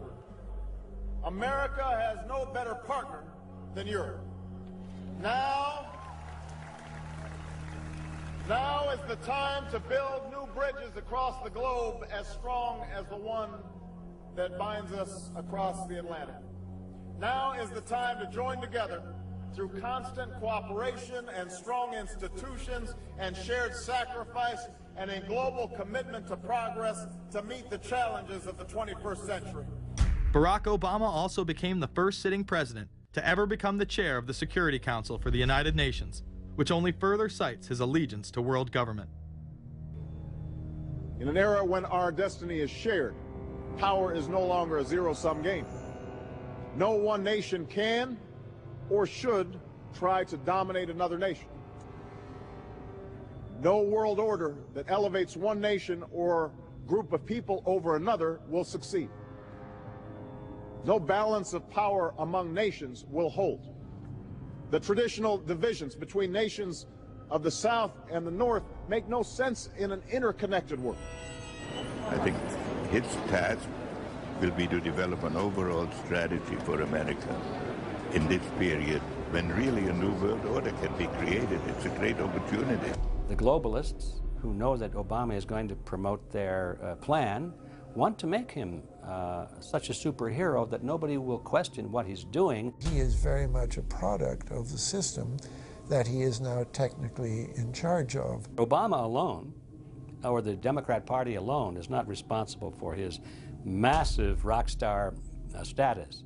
It's been done by the media. This establishes that Obama is an unapologetic globalist who holds no one nation above another, despite its policies. Perhaps we should move towards a society more like China if that's the case. After all, on the 60th anniversary of the communist Mao regime takeover, the Empire State Building, once a proud symbol of the United States, was lit in the colors of the Communist Party halfway across the world. In fact, following the United Nations Copenhagen Conference in December of 2009, the Washington Post ran the headline, "Copenhagen Climate Deal Shows New World Order May Be Led by U.S., China." The Copenhagen Conference was disguised as a summit that would save the planet from man-made global warming by cutting carbon emissions. When taking a look at the almost 200-page document that was being proposed, it becomes evident that this was yet another attempt to establish global government and set up a global tax. In Section 38, it states, "The scheme for the new institutional arrangement under the Convention will be based on 3 basic pillars: government, facilitative mechanism, and financial mechanism." In Section 47, subsection F, it discusses cap-and-trade schemes and carbon taxes and the use of new and existing flexible carbon market mechanisms. These cap-and-trade schemes were just that, a scheme to further transfer the wealth from the poor to the ultra-rich. One of the ways it will drive the change is through global governance and global agreements. The fact that our president even attended should be considered treason. Just weeks before the conference, ClimateGate hit the media. Secret emails confirm that many of the United Nations lead scientists had engaged in fraud in order to promote the idea that man-made global warming was occurring and that carbon dioxide was a toxic gas. In reality, they admitted the Earth had been cooling for the last decade and that they had destroyed the source data in order to ensure the scientific community would be unable to review their findings. Bill Jones was forced to resign from his position at East Anglia University, and Penn State has launched an investigation into Michael Mann. Because of the scandal, many countries refused to sign the agreement, and instead only 25 heads of state, including rock star President and Savior Barack Obama, signed a much shorter and broader accord. The document states that a high-level panel will be created, and that parties will be subject to domestic auditing, supervision, and assessment. The climate conference in Copenhagen is another step towards the global management of our planet. The idea that carbon dioxide, the life force for plants here on Earth, is a toxic gas and should be taxed is laughable. There have been numerous periods of time in which the Earth has had vastly more carbon in the atmosphere than present day. In areas where there have been volcanic eruptions which emit large amounts of CO2, plants have benefited, and there is no negative impact on the surrounding environment, as well as indigenous people from the excess carbon dioxide. The globalists promote this theory to keep mankind in fear, not only for the establishment of a global government and a global carbon tax, but the literal control of the entire planet. An even darker side to the scam of man-made global warming exists. In reality, it's about population control. Ted Turner reveals himself here in this interview with Charlie Rose. We've got to stabilize the population. When I was born, there were what's wrong with the population? I mean, too many people. That's why we have global warming. We have global warming because too many people are using too much stuff. We've got to stabilize population on a voluntary basis. Everybody in the world's got to pledge to themselves that 1 or 2 children is it. Not doing it will be catastrophic. We'll have 8 degrees, we'll be 8 degrees hotter in 30 or 40 years, and basically none of the crops will grow. Most of the people will have died, and the rest of us will be cannibals. Civilization will have broken down. What the few people who are left will be living in a failed state like Somalia or Sudan, and living conditions will be intolerable. The droughts will be so bad there'll be no more corn growing.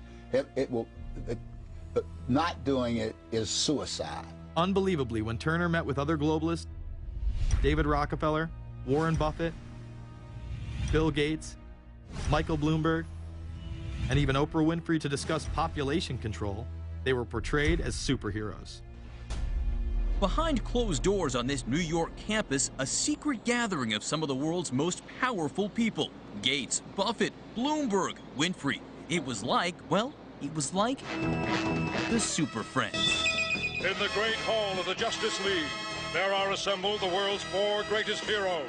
Together with others at the meeting, including George Soros, Ted Turner, David Rockefeller, they're worth more than $125 billion. The new Superman and Wonder Woman, the super rich friends, not fighting bad guys, but fighting for good nonetheless.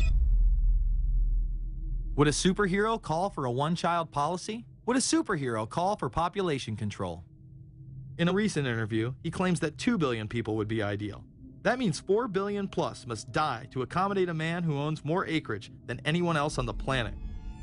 Let's not forget that Ted Turner is the president of the United Nations Foundation. There are countless examples of how we are being indoctrinated to accept these kind of conditions and believe that man and his activities are the problem. From the promotion of climate cops, we're the carbon cops and we're on the lookout for energy wasters, to phony liberals and conservatives getting together to promote climate change. Hell, let's face it, we're polar opposites. We couldn't be further apart. I'm on the left, and I'm usually right. And we strongly disagree. Except on one issue. Tell them what it is, Reverend Pat. That would be our planet. Taking care of it is extremely important. We all need to work together, liberals and conservatives. So get involved. It's the right thing to do. Now there you go again. The New World Order will stop at nothing to achieve planetary dominance. Whether it be assassination, wars based on lies, and even a phony environmental movement. So it should come as no surprise that they have been tracking, tracing, and databasing our lives for years. Many people are aware that the Bush administration engaged in warrantless wiretaps on American citizens. What they don't understand is that it's come out in court that all the major telecommunications companies have been secretly storing every piece of data received from our phones and our computers and handing them over to the National Security Agency. You heard about the government secretly listening in on phone conversations without a warrant, but there is evidence that your email is also being tapped. The government has been intercepting most emails as part of its terrorist surveillance program. That program has been criticized as illegal because it's missing an important ingredient: search warrants. Several years ago, Klein says he came to suspect that AT&T had installed secret computer gear designed to spy on internet traffic at the request of the National Security Agency. This is just a small part of the picture, as AT&T was not the only company involved and emails were not the only issue. The NSA was installing Norris Insight systems, which are capable of monitoring billions of bits of internet traffic per second. It was also able to monitor any calls traffic through its system, all websites visited, all instant messaging, and separate types of transaction records. The secret room at AT&T contains gear which enables the government to look at every individual message on the internet and analyze exactly what people are doing. Here's another document. It mentions a company called Norris. Norris makes computer software that can swallow and analyze 10 gigabytes of information every second. That means it could go through all the information in all the books in the Library of Congress in a little over 15 minutes. The documents Klein and others were able to produce were then censored by the NSA. Bankston isn't allowed to talk about the documents in detail. The government has since had them sealed, but he says what is in there boggles the mind. We are talking about a substantial portion of all the communications traffic in the United States. The policies have been shielded by the Obama administration and continue to this day.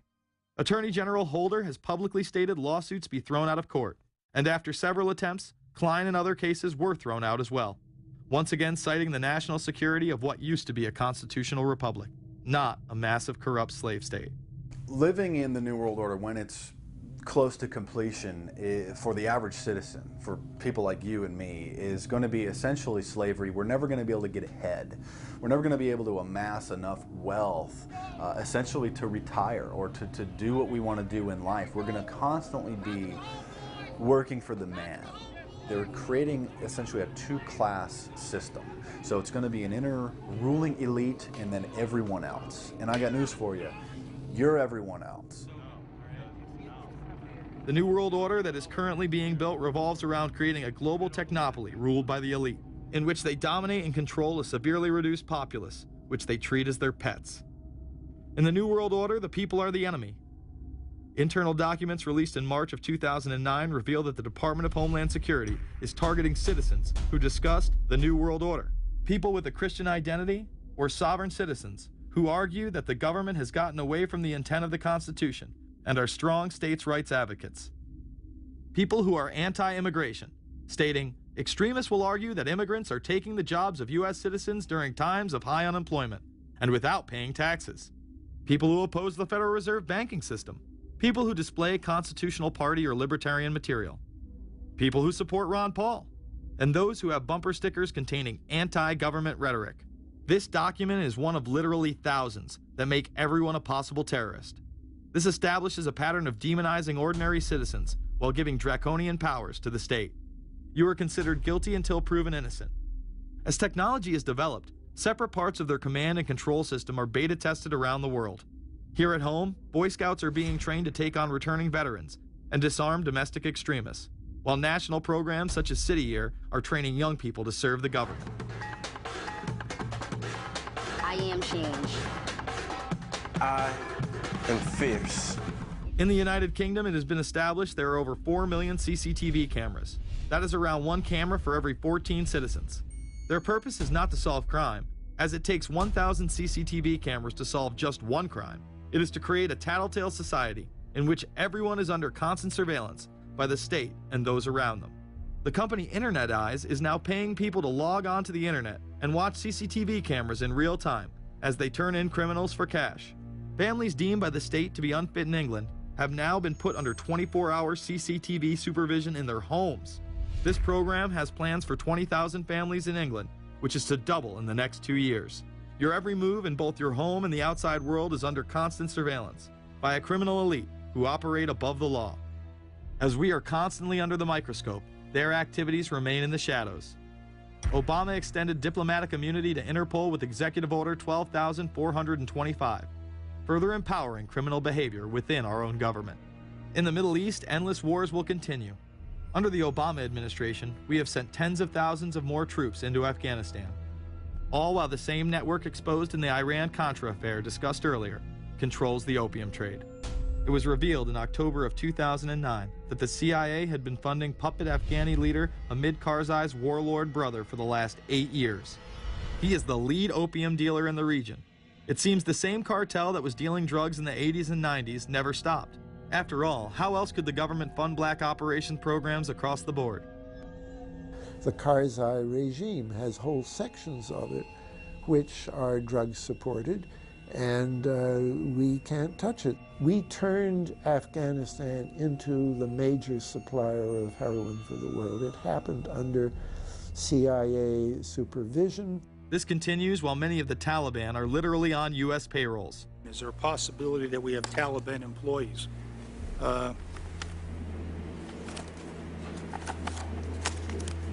The commander in the field, or I should say the COCOM commander, General Petraeus, has made it a conscious effort to, as part of his coin strategy, to hire local nationals.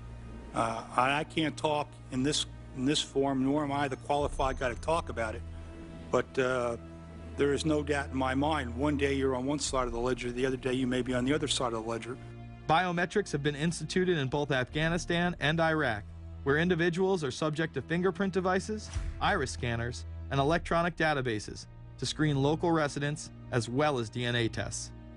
This includes anyone within the populace of a combat zone. Someone has to go out there with the biometric registration equipment, take your iris scans, take your scans and get you registered in the system like that.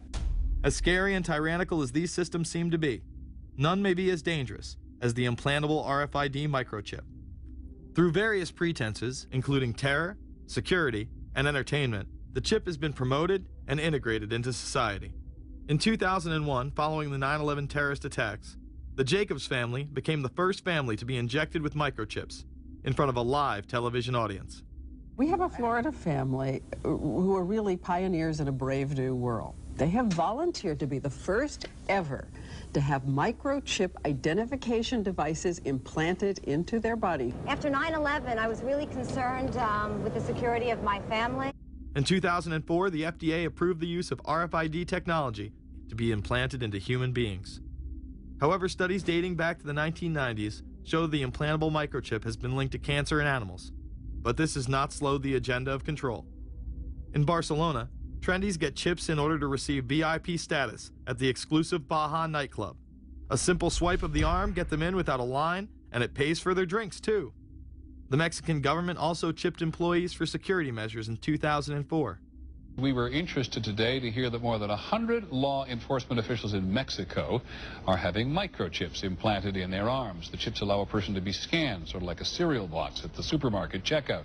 Mexico's Attorney General and 160 of his deputies have had microchips implanted in their arms. It is to provide access, said the Attorney General, to the right people in exclusive areas. Today, aside from being promoted as a device that can save your life by storing all of your medical information in it, it is being promoted as the next generation tool for video gaming. Sega developer Yu Suzuki plans on developing gaming technology using implantable RFIDs. He states, people that have some sort of chips in their bodies, to be able to keep track of vital signs. So it doesn't have to be a scary thing, but you could put a sensor here, you know, a bit like the Matrix, as he points to his arm.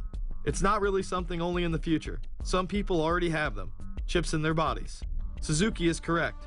It has never been easier to order a microchip online and implant it under your skin. Microchips implanted in your hand, arm, or shoulder is just the beginning. Some have already taken implantable brain chips that may enable the blind to see again, the deaf to hear, and much, much more, including the ability to download information directly into the brain and instantly communicate with anyone in the world, creating a worldwide mind. It's very interesting that the way that the New World Order is going is moving towards a system that is identical to that, whether it's going to be an implantable microchip, an RFID, a thumb scan, whether it's going to be in some sort of a tattoo. Imagine a planet where every human being is required to be chipped at birth. This would be the final tool implemented in a command and control world government system in which the elite rule the masses with total control of their lives. This is, of course, a terrible predicament for those of us who are convinced that this system is slowly but surely destroying this country and has to be changed. But we can't count on the elected presidents to do it, and we can't count on the elected Congress to do it. We somehow have to mobilize the technological resources of the internet to create some kind of new political force in this country. So is there anything else about the ruling class we should know? Politicians, business leaders, and media figures are often portrayed as pillars of morality while they describe themselves as Christian conservatives. Nothing could be further from the truth. In reality, many of the elite are groomed at a young age to take part in occult rituals. Those who attend Yale are indoctrinated into the Order of Skull and Bones, an elite secret society cloaked as a fraternal order. Yale University is 300 years old this year, and were you to visit its campus, you would see that it still has exotic clubhouses, which look like tombs where Yale's legendary secret societies meet. Their prestige and importance have largely evaporated, but the rituals are still a secret. And so when we heard that some enterprising characters had managed to spy on the famous Skull and Bones Society, we couldn't resist. Skull and Bones, people say it's a fraternity at Yale University, but it's really a postgraduate organization. So it was founded in 1832. And it's not like a normal fraternity. People don't pledge. These people choose who they want to come. So they do the recruiting. They recruit 15 people every year, people who they see are going to be powerful people in the future. So they're recruited when they're a junior in college. A lot of these people come from really wealthy and influential families because they know that this person has the resources to then elevate them to a position of power that can benefit the club. The video shows the neophytes, or initiates, kissing a skull, then performing a mock human sacrifice. Horrific screams caught on tape include chants of, "The devil equals death, death equals the devil." True. Famous alums include Senators John Kerry and John Chafee, to name two, cabinet secretaries such as Averell Harriman, and 3 presidents, William Taft, George Bush, and George W. Bush, who's been reluctant to talk about Skull and Bones. Does it still exist? The thing is so secret, I'm not even sure it still exists. Former Skull and Bones members and current members have been presidents, heads of the CIA, senators, heads of business. I mean, huge, huge corporations. These people have the network that brings them to such a position of power that most people could only dream of. Bush would run against his fellow Bonesman and distant cousin John Kerry in 2004. You both were members of Skull and Bones, a secret society at Yale. What does that tell us? Not much, because it's a secret. Is there a secret handshake? Is there a secret code? I wish there were something secret I could manifest. 322, a secret number? There are all kinds of secrets, Tim. You were both in Skull and Bones, the secret society. It's so secret we can't talk about it. What does that mean for America? The conspiracy theorists are going to go wild. I'm sure they are. I don't know. I haven't seen the web. Number 322? This is an elaborate, occult, ritualistic entry into this group that they are now a member of for life. This culture of death and the occult continues long after college. Later on in life, these pagan rituals carry on in the redwoods of Sonoma, California. And what is the Bohemian Grove? Well, it's a kind of summer camp for the powerful, an all-male gathering in great secrecy. This group was formed in the late 1800s by artists, industrialists, and politicians.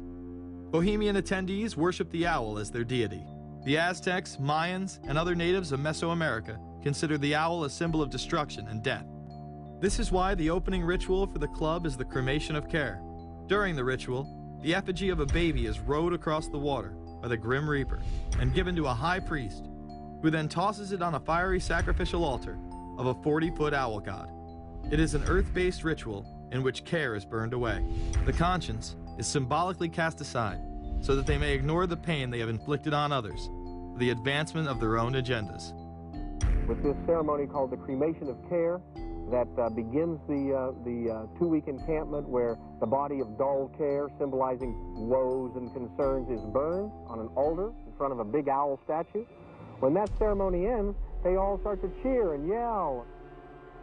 You have to ask yourself why it is that somebody would want to do that, let alone these elite people. And if you look at the elite throughout history, many of the people that achieve pinnacles of power are into the occult. They seek a supernatural way to gain power. Why are Christian conservatives such as the Bushes and Newt Gingrich attending the Grove? And I recognize I'm not going to be invited to Renaissance Weekend or that Bohemian deal where Newt, Rush, and Dick all sit in a teepee naked beating on tom-toms. Why does the media barely mention the Grove? Because many of them are in attendance.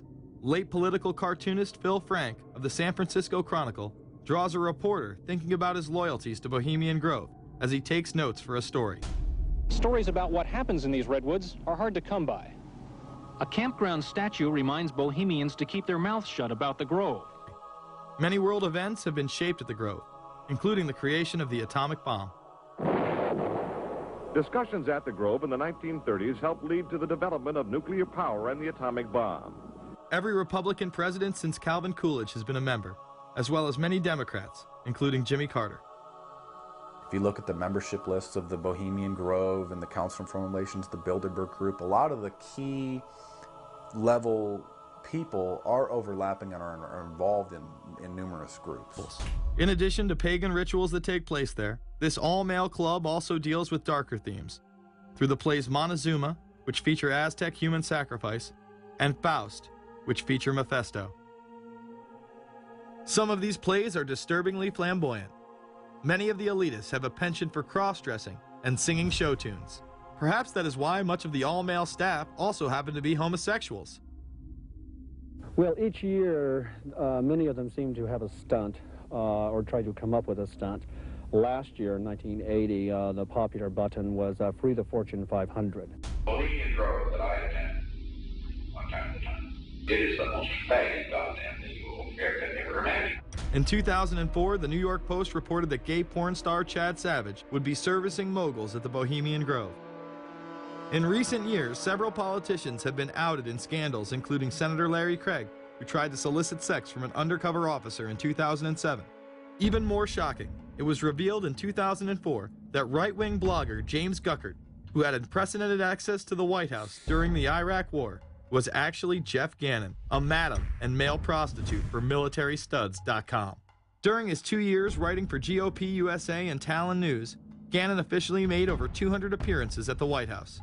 Oddly enough, over 24 of these visits would take place when there were no scheduled briefings. He failed to check in or out with the Secret Service on many other occasions, coming and going as he pleased. These type of activities are not new to the White House. In 1989, headlines involving callboys in the White House rocked the cover of the Washington Times. The Washington Times reported today that unidentified White House aides in the Carter, Reagan, and Bush administrations now are being investigated for using the services of a callboy ring. The paper reports that 2 of the male prostitutes were given a late-night tour of the White House last year. Hundreds of credit card receipts obtained by the Washington Times confirm that its clients were key officials of the Reagan and Bush administrations, military officers, congressional aides, and U.S. and foreign businessmen with close social ties to Washington's political elite. This ring extended beyond the White House and into Congressman Barney Frank's bedroom. Barney Frank, one of 2 openly homosexual members of Congress, acknowledged having used a male prostitute, whom he then hired as a personal employee. The man had keys to Frank's basement apartment on Capitol Hill. Frank paid him approximately $20,000 out of his own pocket to be his housekeeper and driver. But as first reported in today's Washington Times, the man was on probation for sex crimes and a drug conviction, and he ran a prostitution business out of Frank's home. Although Frank tried to claim ignorance, Stephen Goby, the prostitute in question, claimed that Frank was completely aware of what was going on and was even receiving free and discounted sexual services. The fix seemed to be in. Frank was threatening members of Congress to remain silent prior to being exposed in this sex ring. Massachusetts Democrat Barney Frank, a homosexual, threatened to expose fellow congressmen he knew to be gay unless they stopped spreading rumors. Questions stopped and Frank walked away with a slap on the wrist. Some members of the Ethics Committee were disgusted. Do we tolerate, do we condone a member of this body who knowingly permits a house of prostitution to be operated out of his residence? You have just heard one of the most edited, selective garbage that has ever been put forth, in my opinion, in this House. Again, we see people of the highest levels of power involved in the most repulsive and decadent of crimes. They couldn't care less about the code of conduct that's taught in all major religions about treating others the way that you want to be treated. And then they masquerade, they put this false front on that they're like everybody else, because your average person wants to do right, believes in some sort of a karma, believes in some sort of a divine justice in the universe.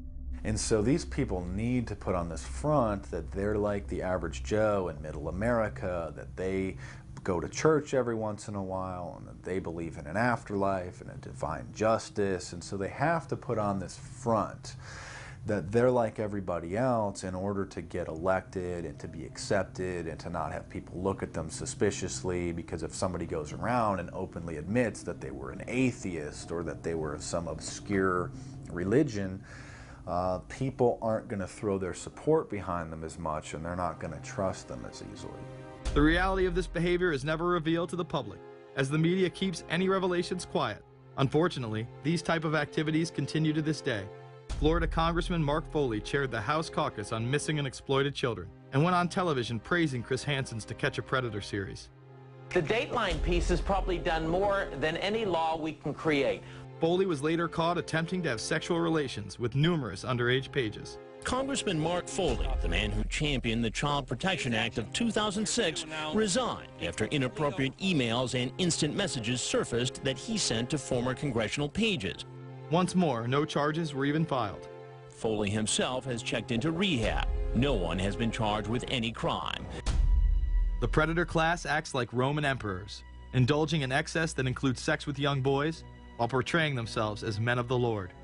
The insanity is that we have allowed an interwoven elite criminal class to rule over us while posing as the saviors of the planet. We have learned they will stop at nothing to achieve their goals and are not held accountable for their crimes. They prey on the system rather than protect it. This is not a new world order of peace and prosperity. It is not a world government to save the earth. During difficult times, we must remain ever vigilant against seemingly positive solutions imposed to suit their aims. Crises there will continue to be. In meeting them, whether foreign or domestic, great or small, there is a recurring temptation to feel that some spectacular and costly action could become the miraculous solution to all current difficulties. We are threatened by a superclass that control the flow of information and hide technology from the public. The prospect of domination of the nation's scholars by federal employment, project allocations, and the power of money is ever present and is gravely to be regarded. We must also be alert to the equal and opposite danger that public policy could itself become the captive of a scientific, technological elite. It is time to put down the remote control, to turn off your Xbox, and start paying attention. It is time to step away from everyday luxuries and pop culture and take action against a monolithic, concentrated evil in order to save what's left of humanity. We must now trade in our apathy for action in order to defeat this invisible empire.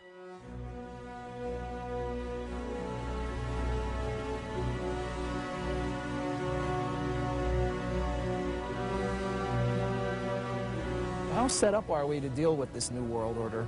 I think we're going to hear a lot about that today. Let's take the New World Order. It's an interesting phrase. I've been thinking a little bit about the structure of the world, right? The New World Order, as everybody says. The peace could yield to the pernicious New World Order. The New World Order. The New World Order. The New World Order. The New World Order. This New World Order. Stay fixed on your goal of imposing the New World Order. We kept talking about a New World Order. A New World Order. That's what we need now. A new world order with swing. One war and one victory doth not a new world order make. Conservatives used to believe in the United States of America rather than the United States of the New World Order. The ambition to create a new world order. Whose world order is this? And of course what he called it was the New World Order. Respect for a new world order. We can see a new world coming into view, et cetera, et cetera. That's the core of the New World Order that we want to try to build. It's the sole superpower, New World Order. New World Order. A new world order. To a new world order of peace. Let's say a new world order, for want of a better term. Entities of the new world order. The whole concept of New World Order is something else. It really says that the state is God. The state will play a bigger role in the economy. New order. What Wilson wanted was a new world order, not just a new world order. In order to compete in the New World Order. Compete in this New World Order. This is the third leg of the New World Order.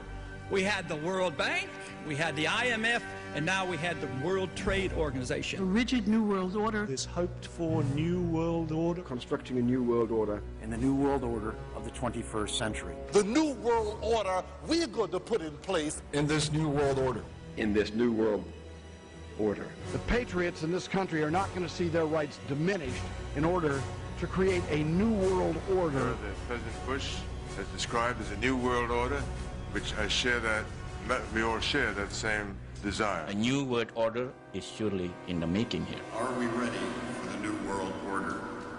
It's a timely and often controversial question. You don't hear a politician speak the way you do in America. It's about the future of Europe and a new world order. Mr. President, thank you so much, and I hope to have you again, and I hope to see you again.